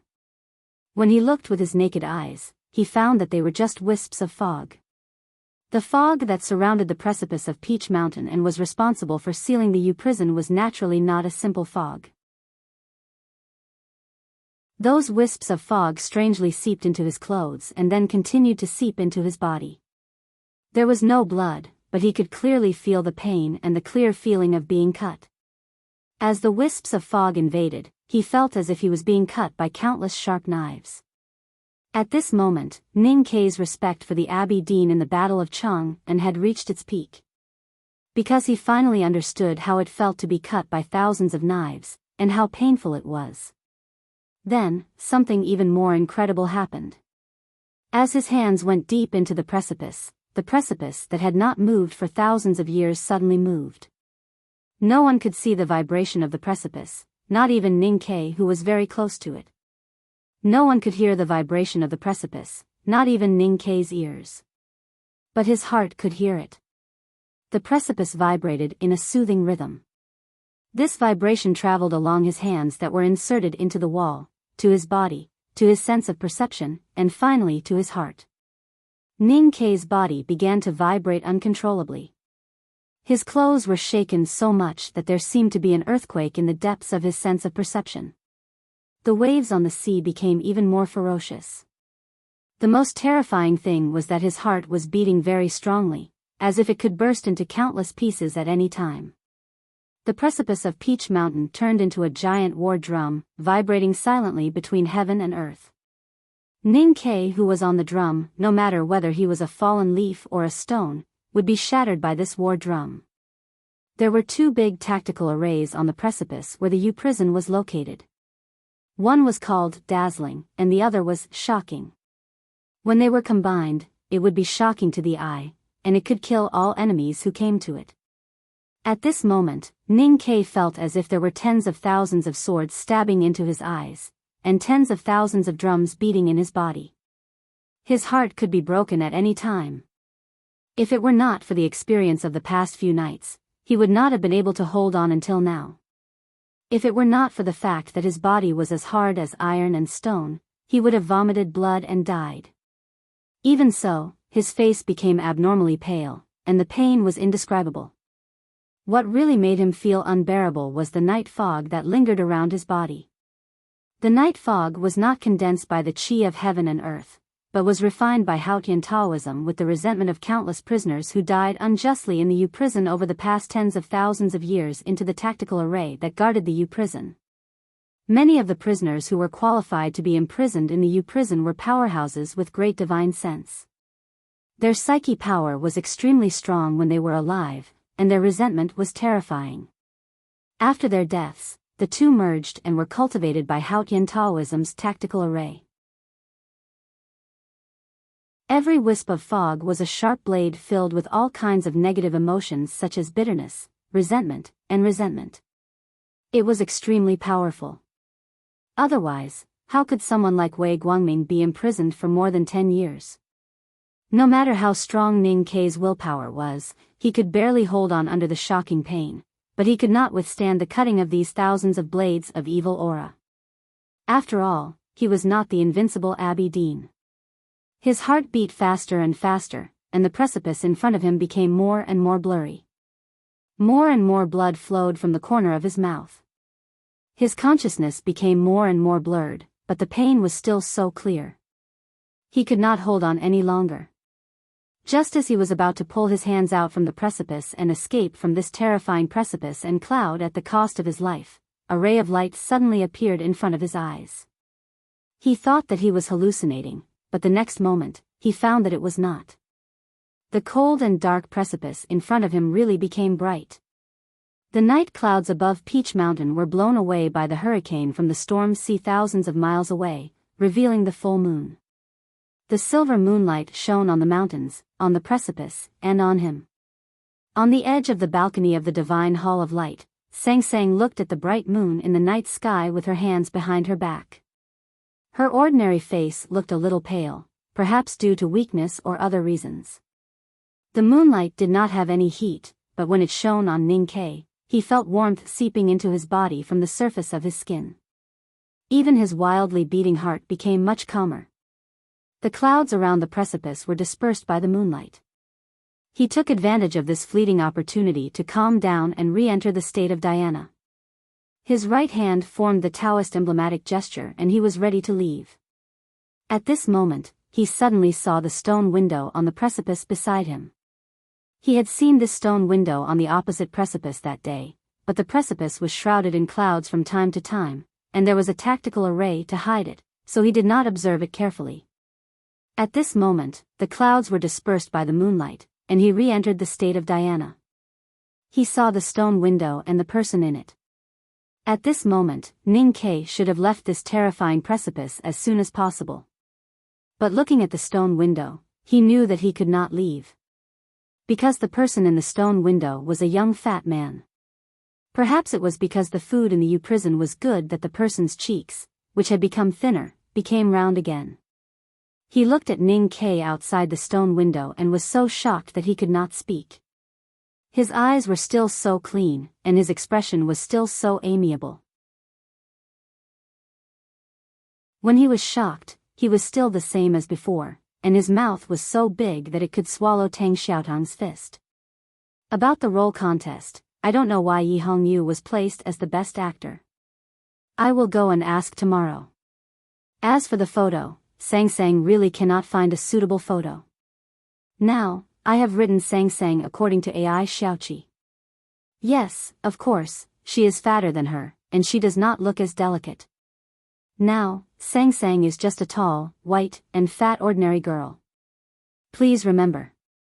There will still be 2 chapters tomorrow, but the update will still be late. Please vote for me. To be continued. If you like this work, please come to Chidian. Come to vote for me. Your support is my greatest motivation.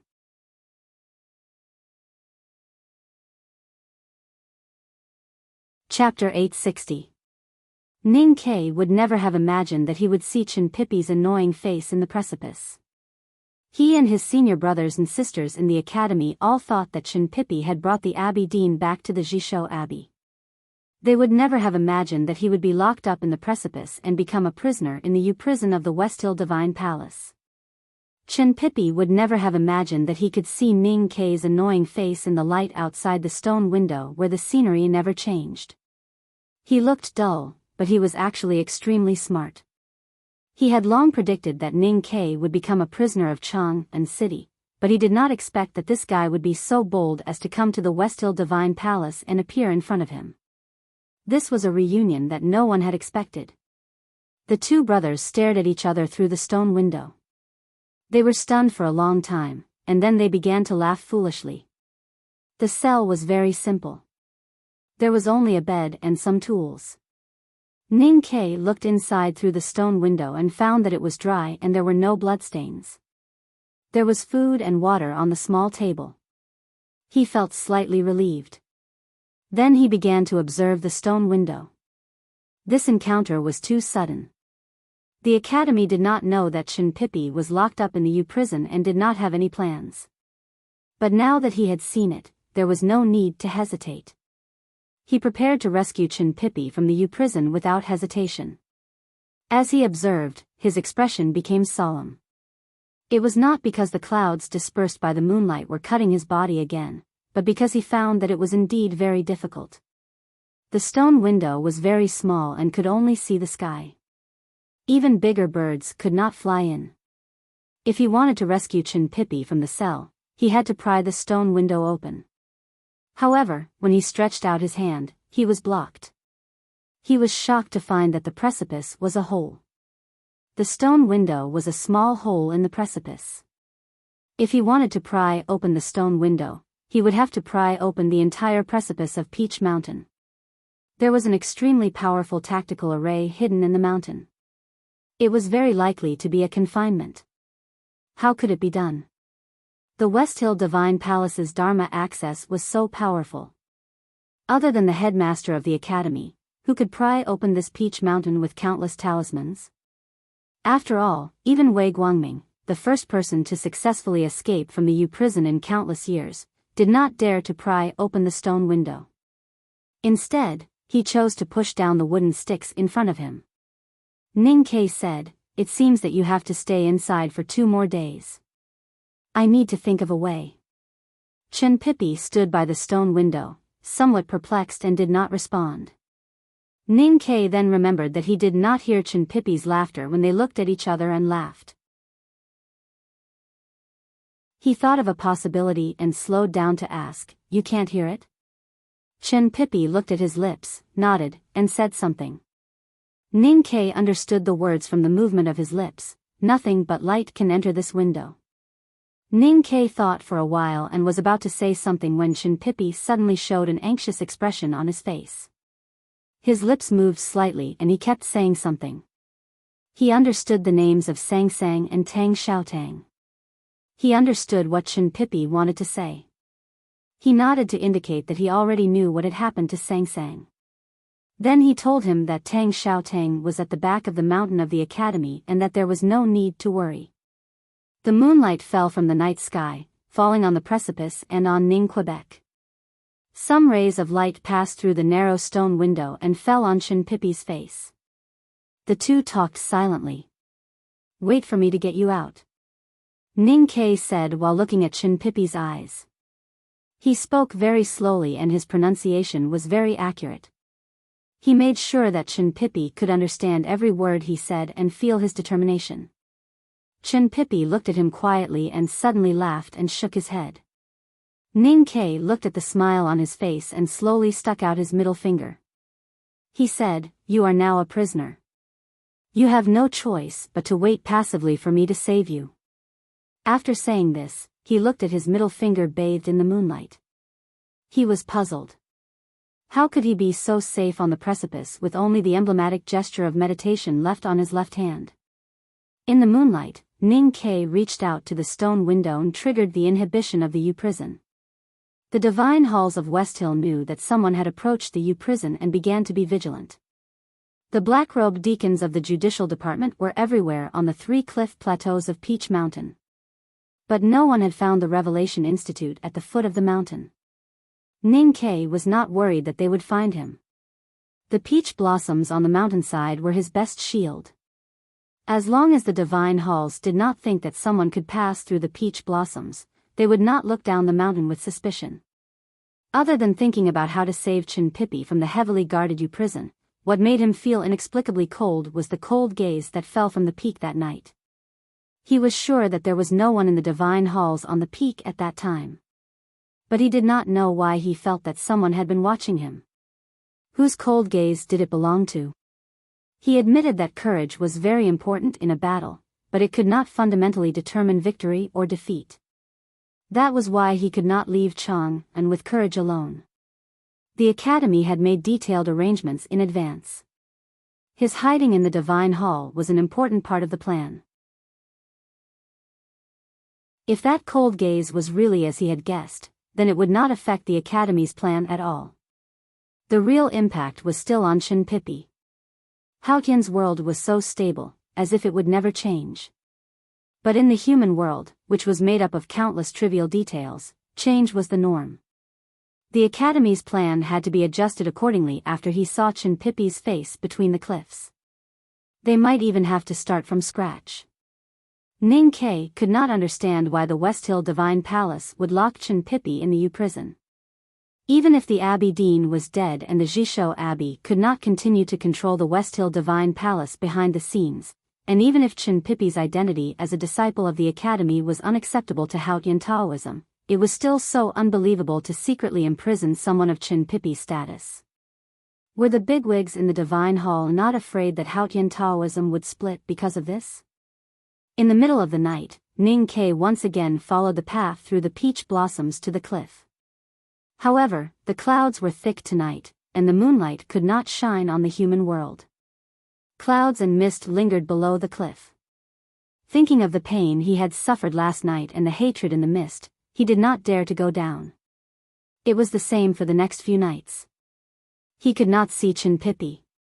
After that, Ning Ke used the Great Spirit to heal the internal injuries he had suffered on the cliff. He flipped through countless old classics and tried to find a feasible method. Then, he began to observe the moon every night.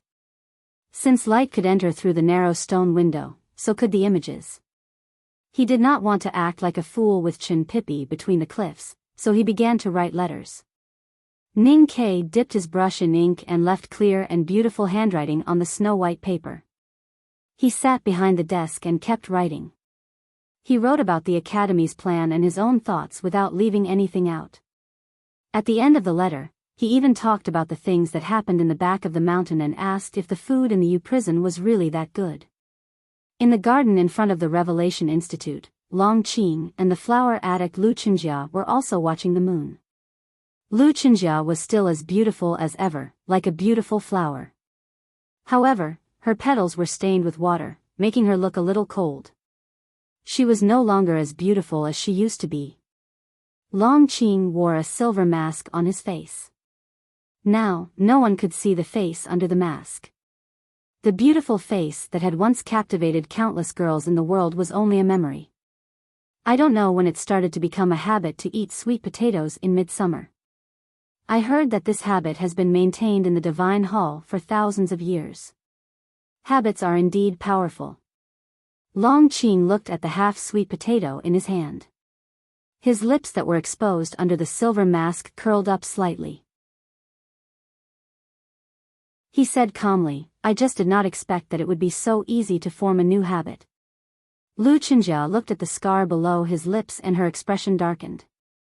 She thought that it was not terrible to get used to failure, but it was more depressing to forget the old habits. Were we so unfamiliar when we were in front of flowers and under the stars? After the war against the Tang Empire, Long Qing returned to the Westhill Divine Palace and found that everything had changed. He used to be the priest of the Divine Hall of Judgment. However, the person sitting on the seat of heavenly black jade was Yi Hongyu. How could he return to the Divine Hall of Judgment? Moreover, he had been convicted of apostasy. Although the Abbey Dean had cleared his name, many people in the Divine Hall looked at him with mixed feelings after the Abbey Dean's crushing defeat in Chang'an. The Westhill Divine Palace had suffered heavy losses in this war. As a powerhouse in the Upper Knowing Destiny state, he should have been more respected. With his seniority and state in Haotian Taoism, even Yi Hongyu and his past crimes could not affect his position. He believed that no one would object if he were to directly take over as the great divine priest of revelation. However, everyone knew that he had encountered the black wind in the south of Chang'an. His proud state had been shattered by the blade intent in the wind, and he was still badly injured when he returned to the Divine Hall. No one believed that he could climb back up from the abyss of despair and return to the peak like he did after he was crippled by Ning Quebec. Just as Lu Chenjia had thought, failure was not scary. However, how could he withstand such a heavy blow when he had been defeated so many times that it had become a habit?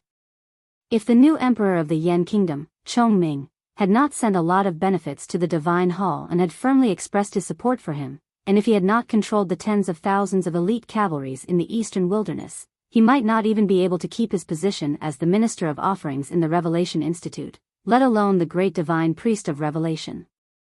I am not talking about getting used to losing to Ning Quebec. I am talking about everyone in the Divine Hall. They have only used half a year to get used to the moon above their heads. Long Qing looked at the moon that had broken through the thick clouds in the night sky and said, "The peach blossoms that had not bloomed for decades suddenly bloomed again this year and have not withered since. People have actually gotten used to such a magical thing. No one has ever looked at the mountain full of peach blossoms and asked why." His gaze fell on the Divine Hall of Light on the peak and said, "I want to ask. There is one more chapter. Try to finish it before 3:30. To be continued. If you like this work, please come to Chidian.com to vote for me. Your support is my greatest motivation.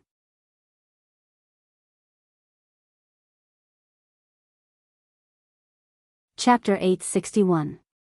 The lights in the divine hall of light went out and the peach blossoms all over the mountain bloomed. Even though the hierarch lord had not been seen since he returned from the academy, everyone knew that he had sustained irrecoverable injuries. However, on the day the peach blossoms bloomed, the hierarch's sacred sedan reappeared. Everyone looked at the shining figure behind the veil and realized that his injuries had all healed. He was even more powerful than before. Since spring, many changes had taken place in the West Hill Divine Palace. However, no one seemed to have noticed it. Some people could not sense such changes, while others did not dare to. These things can only be guessed, but cannot be guessed. That is why the process has become interesting. The people in the divine hall are all smart, truly smart. That is why they will not die, because they are smart. Long Qing looked at Lu Qinjia and said, "Some things can be guessed, and I want to confirm it. I need to go to the U prison. Now that the divine hall of judgment has their eyes on me and Yi Hongyu has killed all my people, I have no chance. However, you are different. I want to ask you for help." His expression and tone were much gentler than before. He was no longer as arrogant and cold. However, it sounded cold to Lu Qinjia's ears because there was politeness in it. "What's different about me?" she asked. Long Qing looked at the divine hall of light and said, "It is said that she was beside the great divine priest of revelation before he died. She went to see the hierarch and the hierarch's blind eyes were healed. However, the peach blossoms have bloomed for such a long time and she has never entered the divine hall of judgment. She has never seen Yi Hongyu." Lu Qinjia said, "What are you trying to say?" Long Qing said, "If I am not wrong, the person in the divine hall of light is really her. You used to have a bad relationship with Ning Ke, but now you have an advantage. As long as the two girls in white in the divine hall say something, you can help me. Even Yi Hongyu will not dare to stop you." Lu Qinjia lowered her head and asked, "Why?" Long Qing said, "Because she knows that helping you is helping me. She will do anything that will make the academy and Ning Ke unhappy, because this is what she hates the most." Lu Qinjia said, "Why don't you go to the divine hall of light directly? Everyone knows that you are the one who hates Ning Ke the most in the human world." After a moment of silence, Long Qing said, "I dare not take the risk because she used to hate me." Lu Qinjia looked into his eyes and said, "You just said that smart people die easily because they are smart. Mortals speculate about heaven's will. This is also a risk." Long Qing said, "There are some things that we have to do even if we die." Lu Qinjia looked at the flowers in front of her and asked, "When?"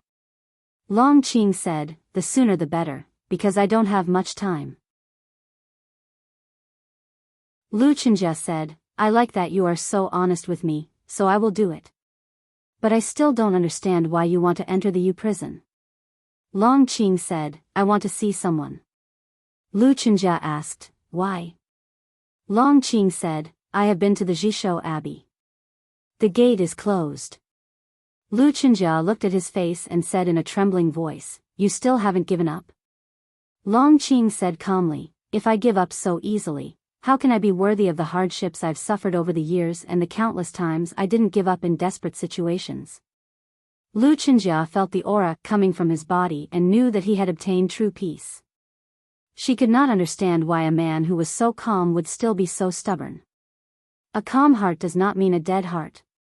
Long Qing looked at his chest, under the black divine robe. There was a hole there. There was no heart inside, only a black peach blossom. When the mountain of peach blossoms bloomed, the black peach blossom in his chest that had almost withered in the south of Chang and miraculously recovered.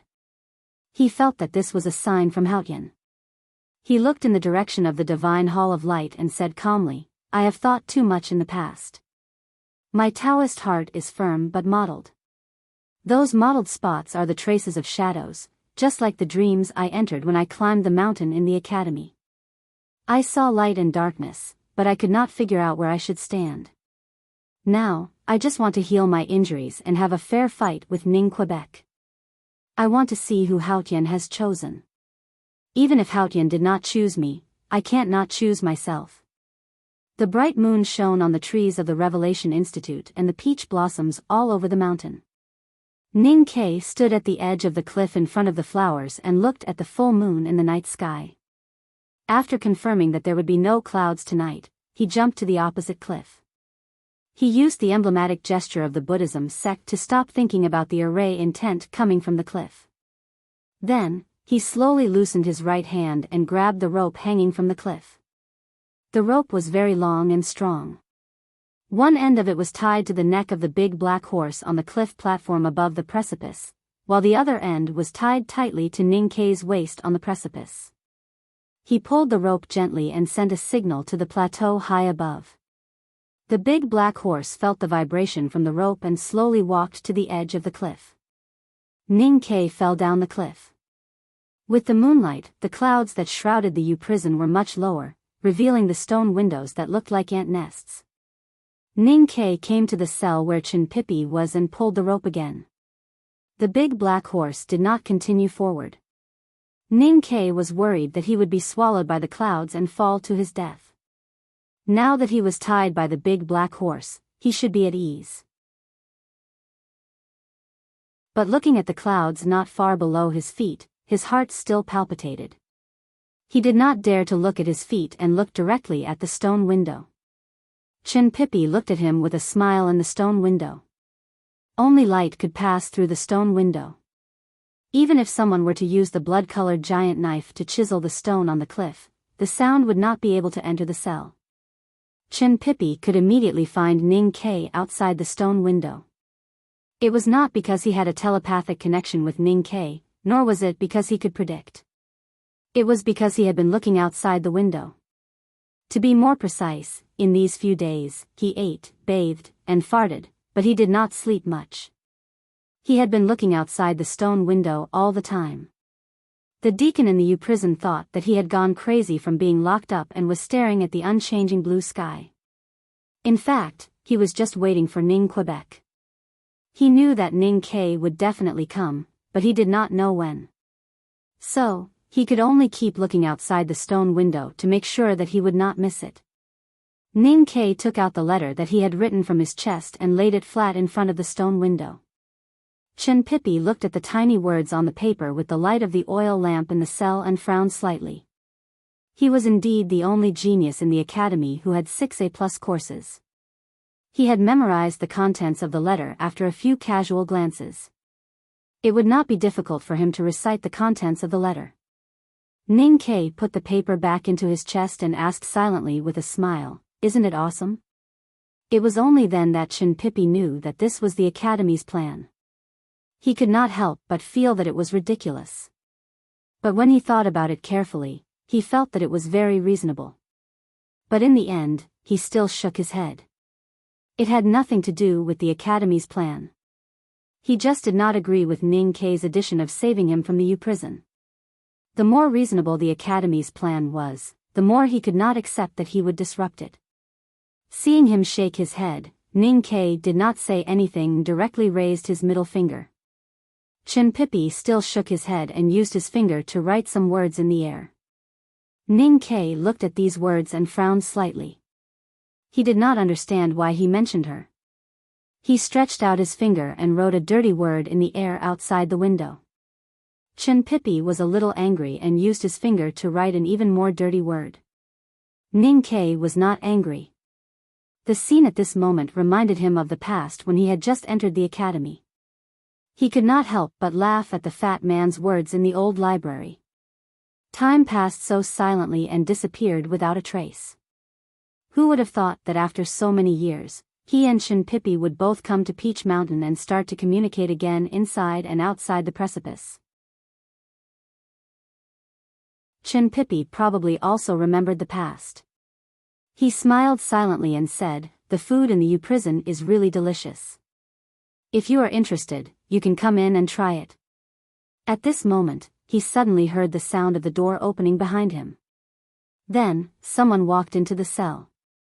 The smile on his face suddenly disappeared and he raised his eyebrows at Ning Ke outside the window. Ning Ke understood and quickly moved to the side of the precipice. After ensuring that due to the angle of the light, the people in the cell could not see him outside the stone window, he looked at the cell again. When he saw the person who walked into the cell, he could not help but be a little surprised. He did not understand why this person would appear. Chen Pipi had not seen the man who walked into the cell, if he did not remember wrongly, but he recognized the silver mask, so he was also a little surprised and puzzled. If I am not wrong, you should be very low-key in the West Hill Divine Palace now. Why would you break the taboo to see me? And how did you know that I was locked up here? Don't tell me that you have a trusted aide in the judicial department. I know how cold-blooded and powerful that woman is.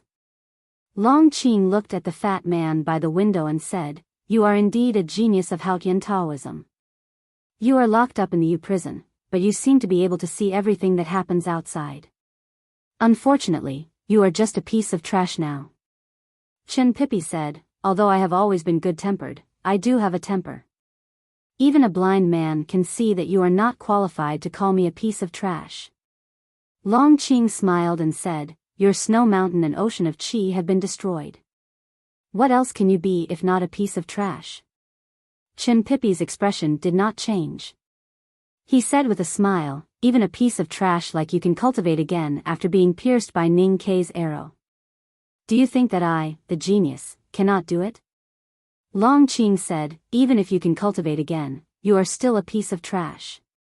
Chen Pipi sighed and said, "It seems that you have been bullied by Ning Ke into a childish disease." Long Qing said, "There is indeed no need to continue such a childish conversation. You are about to be burned to death by the holy fire in the right to light. Why should I humiliate you? I still want to hear why you call me a piece of trash." Chen Pipi's expression changed slightly as he stood in front of Long Qing and said. He wanted to block this person from Ning Ke, who was outside the window, and not hear what he was saying. However, his action was too late. Ning Ke heard Long Qing's words clearly.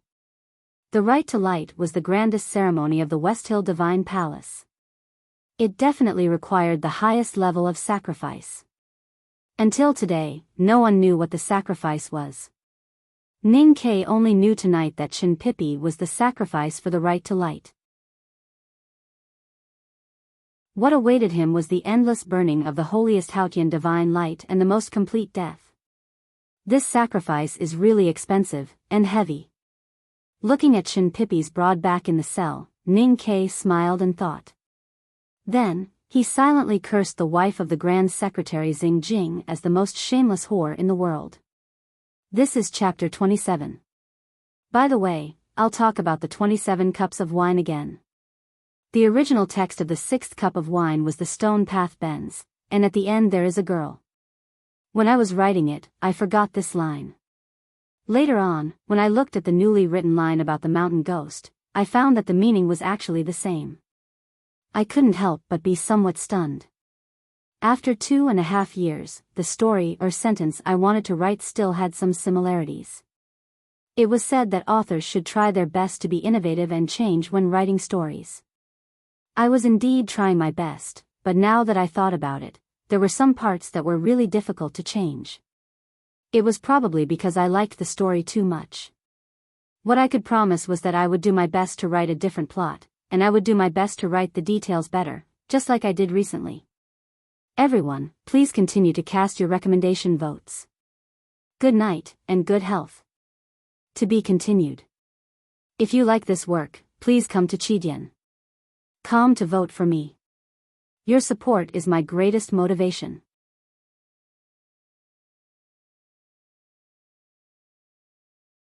Chapter 862. Why do I call you trash?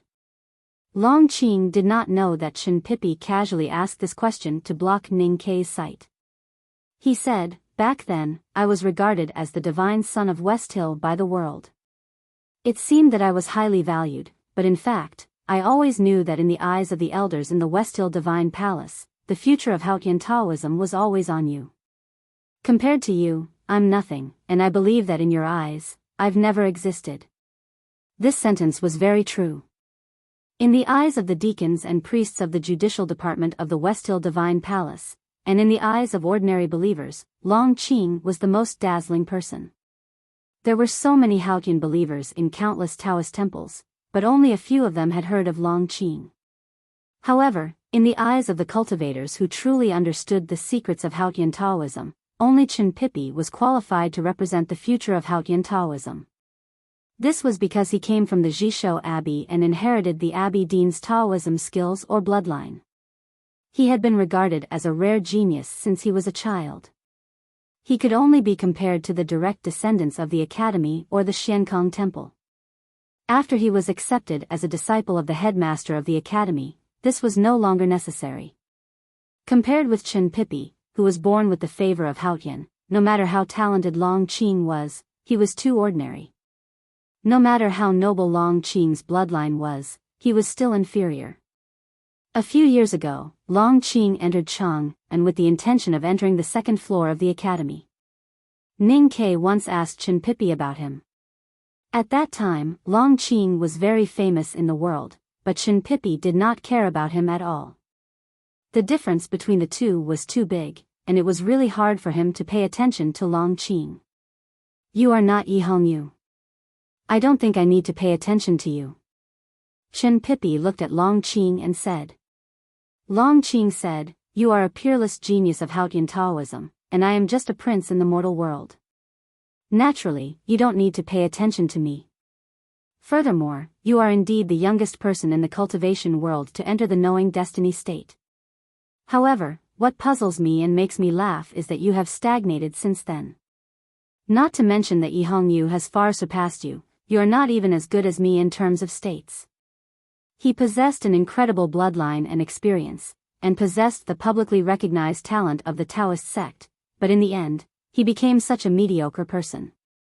How could it be explained by saying that he was not as good as he was when he was young? This only proves that there's something wrong with your temperament. No matter how much talent you have, you're still trash in the end. Chen Pipi smiled but did not say anything. Long Qing's pale cheeks flushed. He stared into his eyes and said, I don't understand. Even I can see that there is something wrong with your temperament. Why couldn't those predecessors of Haotian Taoism see it? Why couldn't the Abbey Dean see it? Why couldn't the headmaster see it? Why are you still qualified to be locked up in the U prison so solemnly when you have already become a real waste? Why is it that a useless person like you is qualified to be a sacrifice for the right to light, a sacrifice that Haotian wants? Chen Pipi found it funny and said, I don't think it's an honor for the sacrifice to be burned to death in the right to light. If you think I'm not qualified, please talk to the hierarch quickly. Long Qing suddenly realized that he had lost control of his emotions just now. Looking at this person's amiable face, he did not know why he had spoken out his true feelings. His expression could not help but turn cold. Even if I'm trash, I don't want to hear too much nonsense. Chen Pipi looked at him and spread out his hands. You must have spent a lot of effort to enter the U prison. Did you just want to vent your hatred and jealousy? I don't remember meeting you when I was young. If you have any childhood trauma, I can't take responsibility. Look at that woman, she has never taken responsibility for me. Long Qing had already calmed down. He looked at him and said, I admit that I am a little jealous of you because your cultivation career has been too smooth. People like me have to put in a lot of effort and even suffer a lot to get to where I am now. But you have only reincarnated into a good body and met a good teacher. You can easily get to where you are now. I can't help but be jealous. Chen Pipi comforted him and said, don't think too much about it. I don't want this either. Long Qing looked at the smile on his face and raised his eyebrows slightly. He continued, other than jealousy, I am more angry. I am angry that my teacher has such an unfilial descendant like you. It was only then that Chen Pipi remembered that he was his father's disciple. After a moment of silence, he said, in Chang'an, I have done my best for the academy. Outside the city, I have done my best for my father. I have never owed anyone. Long Qing stared into his eyes and said, my teacher is in a very bad situation now. He is even worse than an ordinary person and needs someone to take care of him. If you can't be filial, then I hope you can help me. Chen Pipi was puzzled and asked, how do you want me to help you? Long Qing said, I went back to the Jishou Abbey, but I couldn't get in. Chen Pipi said helplessly, sometimes, this world has to be reasonable. You can't call me trash so many times and make me really trash. Then, I'll be so idiotic as to believe what you say. Long Qing said, my teacher needs someone to take care of him now. Chen Pipi said, he is the Abbey Dean of the Jishou Abbey. He is supported by countless countries in the human world. Why would he need someone to take care of him? Long Qing said, you know what I mean by taking care of him. Chen Pipi's eyelids drooped slightly and he said, if Haotian does not speak, no one in Haotian Taoism would dare to disrespect the Jishou Abbey. Long Qing found that Chen Pipi was indeed very smart. Although he was inexperienced, he knew exactly what he wanted to say, as if he could see the deepest part of his heart. Long Qing could not help but be vigilant. Any order depends on strength. The reason why the Jishou Abbey can control the West Hill Divine Palace behind the scenes and influence the direction of the world for countless years is because of this. The Green Mountain Anthill was trampled by the headmaster. The strongest power in the abbey dissipated like smoke. The headmaster was seriously injured. It was extremely difficult for the Jishou Abbey to influence Haotian Taoism, not to mention control the Divine Hall. The thousands of Taoist temples and Haotian believers in the human world only knew about the West Hill Divine Palace. How would they know about the existence of Jishou Abbey? Under such circumstances, even if Haotian didn't say anything, did you think that the West Hill Divine Palace, which had been suppressed for countless years, wouldn't have some ideas? Do you think the Lord Headmaster is willing to remember the days when he was teacher's dog? If there is no one to take care of him, can the grass huts by the lake withstand the wind and rain? Long Qing looked at Chen Pipi and said honestly, I know that my current state and strength is not enough to restore the Jishou Abbey to its former glory. But whether it is my brother Chong Ming of the Yan Kingdom or the cavalry of the wilderness, they can all give me strength. Otherwise, I would have been forced to leave Peach Mountain long ago. I think this should be some kind of proof. Chen Pipi looked at his eyes quietly and said, he was seriously injured in Chang'an City. His state and cultivation are all gone. Even if Haotian takes pity on him, he can't save him. Long Qing understood that Chen Pipi's words were to remind him that if he went to the Jishou Abbey to use the Grey Eye's skill to seize the Abbey Dean's power, it was destined to be in vain. A faint chill rose.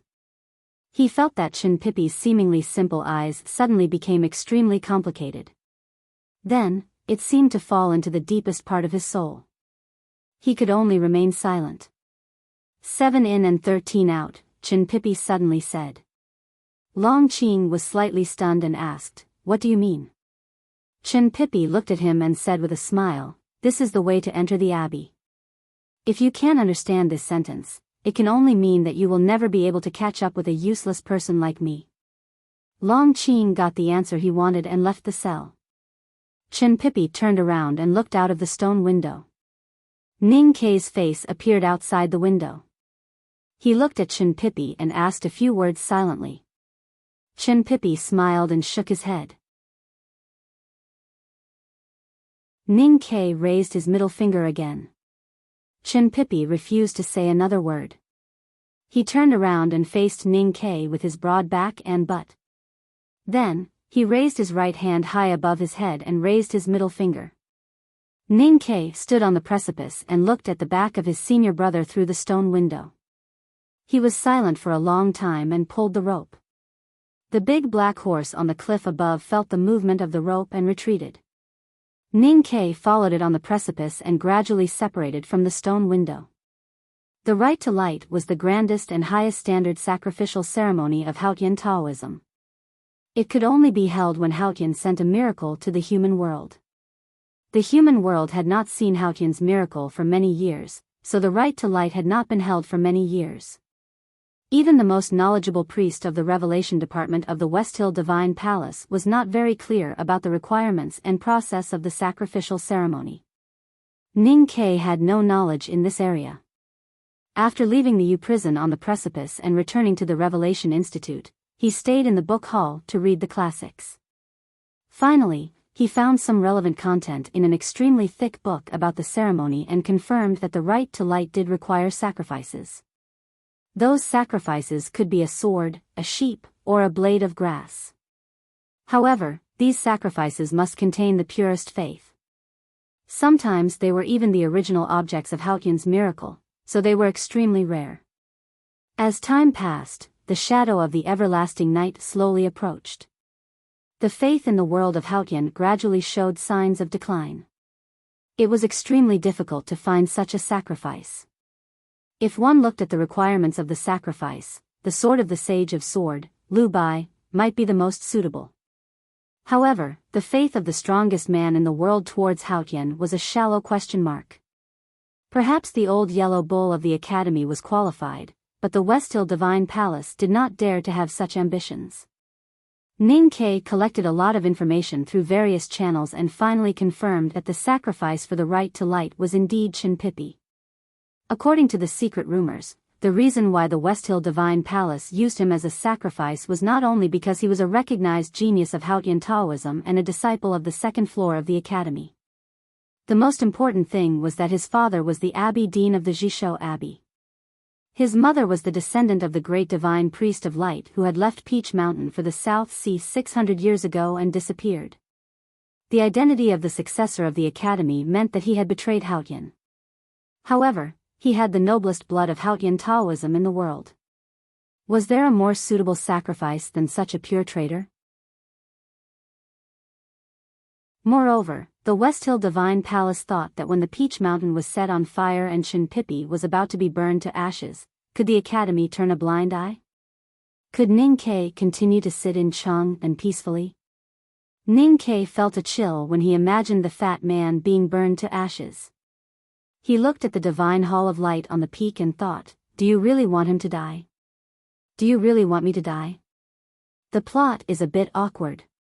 I discussed it with my friends for a long time. Then I thought hard in the wind for a long time when I was walking the dog. I am very happy that I have figured it out. I will resume 2 chapters tomorrow. Have a good weekend and enjoy your reading. I am very happy now. Thank you. To be continued. If you like this work, please come to Chidian.com to vote for me. Your support is my biggest motivation.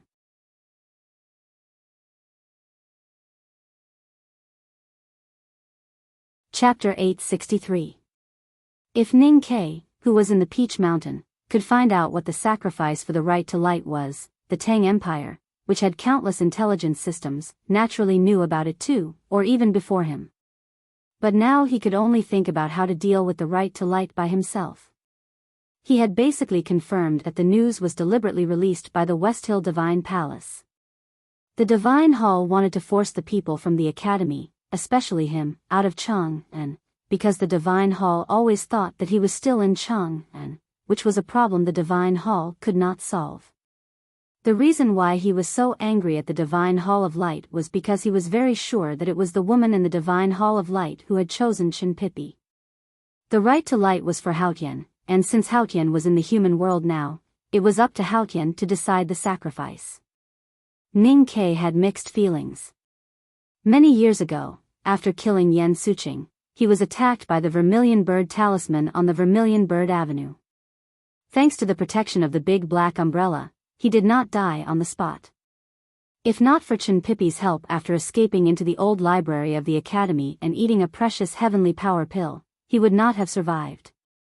Luckily, his snow mountain and ocean of qi were rebuilt, and the loser who could not cultivate finally set foot on the road of cultivation. In other words, Chinpipi had really changed his fate.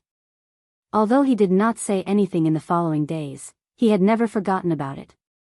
He had specially told Sang Sang to remember that he owed Chinpipi his life. The reason was that he valued this matter very much and was afraid that he would forget it. So he asked Sang Sang, who never forgot important things, to remember it for him. But now it seemed that she had long forgotten about it. That night, Ning Ke sneaked down the precipice again and scolded the woman in the divine hall of light by the stone window to show his firm stand on the matter of clothes and limbs. Then he took out the revised plan during the day and kept explaining to the stone window. But he had to stop after a short while. Because Chinpipi did not want to listen, he did not even turn around. He only faced Ning Ke's pale face outside the stone window. Since he could not see Ning Ke's mouth and the words on the letter, he naturally could not hear it. Chinpipi expressed his firm objection with silence. His snow mountain and ocean of qi had been locked. In Long Qing's words, he had become a waste. Then why should his senior brothers and sisters at the back of the mountain of the academy take risks for him? Why should he let his junior brother Ning Ke risk his life for him? Ning Ke looked at his broad back. After a moment of silence, he once again stuck out his middle finger and said in a hoarse voice, "Do you think it looks good to burn you into a pile of fat?" Ning Ke could use the skills of the Buddhism sect that he had learned from Master Qishan and the moonlight sprinkled by his teacher to deal with the tactical array on the precipice. However, with his current cultivation state, it was impossible to break the precipice and rescue Chinpipi from the U prison. When Chinpipi turned around, he could not even make him listen to him. Therefore, if he did not want to see Chinpipi die, he had to choose another method. No matter where they were, the disciples of the academy would always ask for help when they encountered an unsolvable problem. Because to them, the academy was like Haotian to the believers. It seemed omniscient and omnipotent. Although Ning Ke and the others had become the source of the academy's confidence after the headmaster of the academy ascended to heaven, he still wanted the opinions of his senior brothers out of habit. Ning Ke left the Revelation Institute and walked across the stone bridge over the stream. He came back to the small town and handed the letter to the old sweet potato seller to the old man, hoping to get a reply as soon as possible. "I don't know what you are going to do. Just be careful," the old sweet potato seller said. Ning Ke said, "Since I have come to Peach Mountain, I have never thought of going back alive. Or rather, I have never thought of going back alone.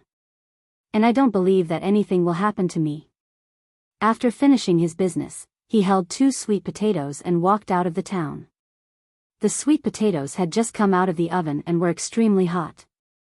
Although he was not afraid of the heat, he kept changing his hands to avoid attracting attention. It looked a little funny. A horse carriage came. He looked at the girl in white in front of the carriage and remembered that he had met this carriage on the day of the thunderstorm. After passing by, he subconsciously looked back and saw that the girl in the carriage was still tall and fat. He could not help but have some malicious guesses and felt inexplicably happy. In the middle of the night, he dived to the bottom of the cliff again. The big black horse was still doing hard work on the cliff plateau. He hung in front of the stone window and kept trying to persuade Chinpipi in the cell. However, Chinpipi still did not turn around. Since he could not hear the sound, Chinpipi could completely ignore him. The most important thing to be a man is to have confidence. "I know what you are worried about, but what's there to worry about? The headmaster is looking at us from heaven. You don't even dare to try? Aren't you afraid that you will anger the old man to death? What if he is fighting with Haotian when he is angry and gets beaten up by Haotian when he is distracted? The headmaster said that you can easily enter the knowing destiny state because you are optimistic. But where is your optimism now? Is it because you are fat again that you feel inferior?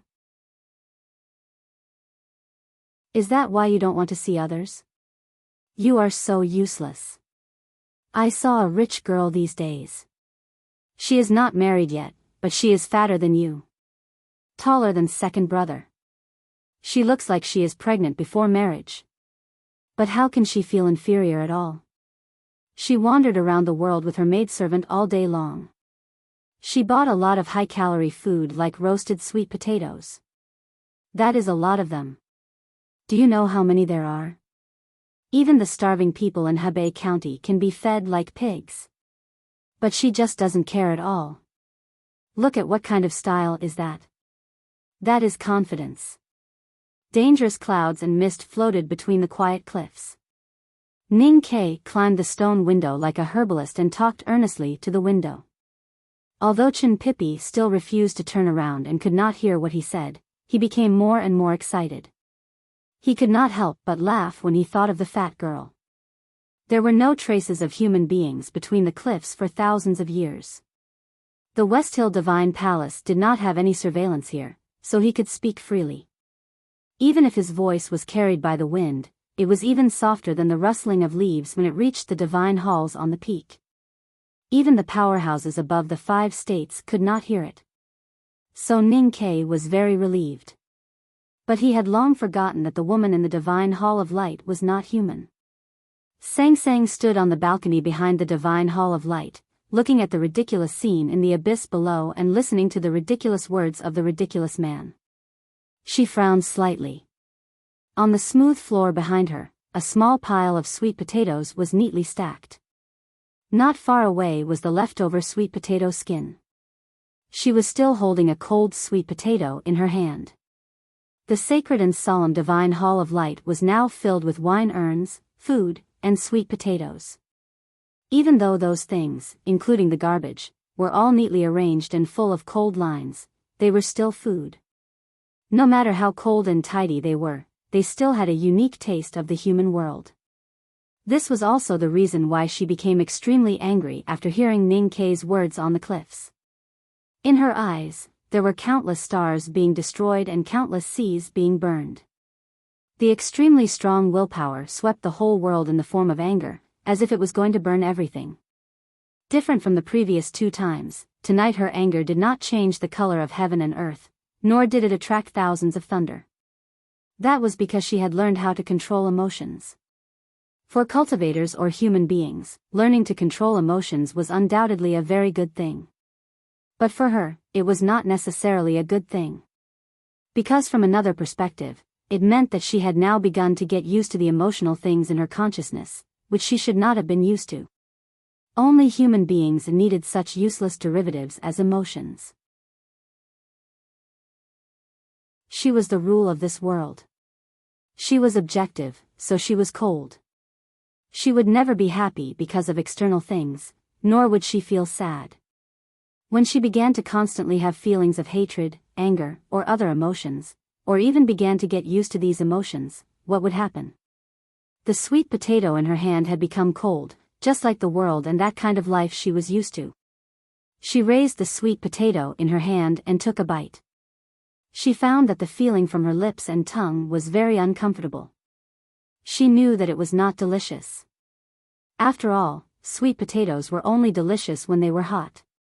She looked at the bright moon in the night sky, silent as usual. Her slender eyes slightly squinted, like willow leaves that were folded by the wind by the Yanming Lake. She was Haotian who was left in the human world. Her aura gradually became turbid. She wanted to return to the world she was familiar with and live the life she was familiar with. However, the door of the divine kingdom had been destroyed and blocked by the bright moon.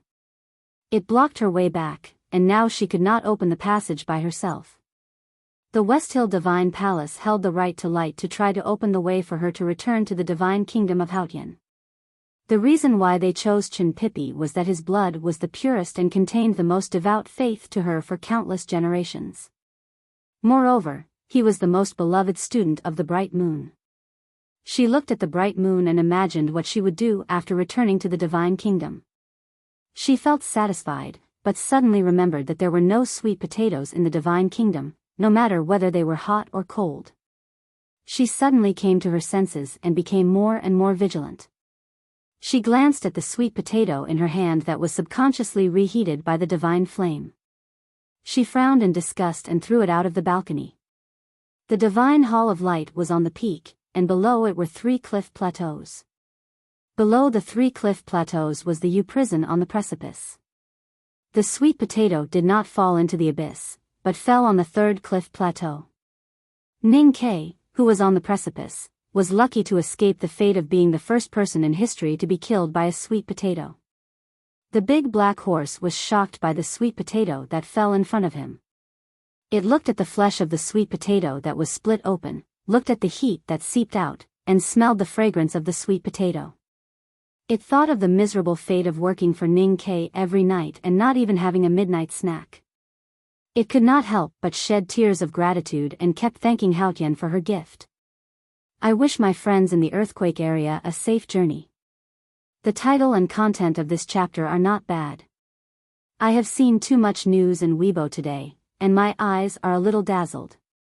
I will write the second chapter after a break. I will try to update it before 3:00. To be continued. If you like this work, please come to Chidian.com to vote for me. Your support is my greatest motivation. You're tuning into the Biyao's Wuxia Chronicles YouTube channel. Don't forget to subscribe and join us on this journey to catch the most captivating stories.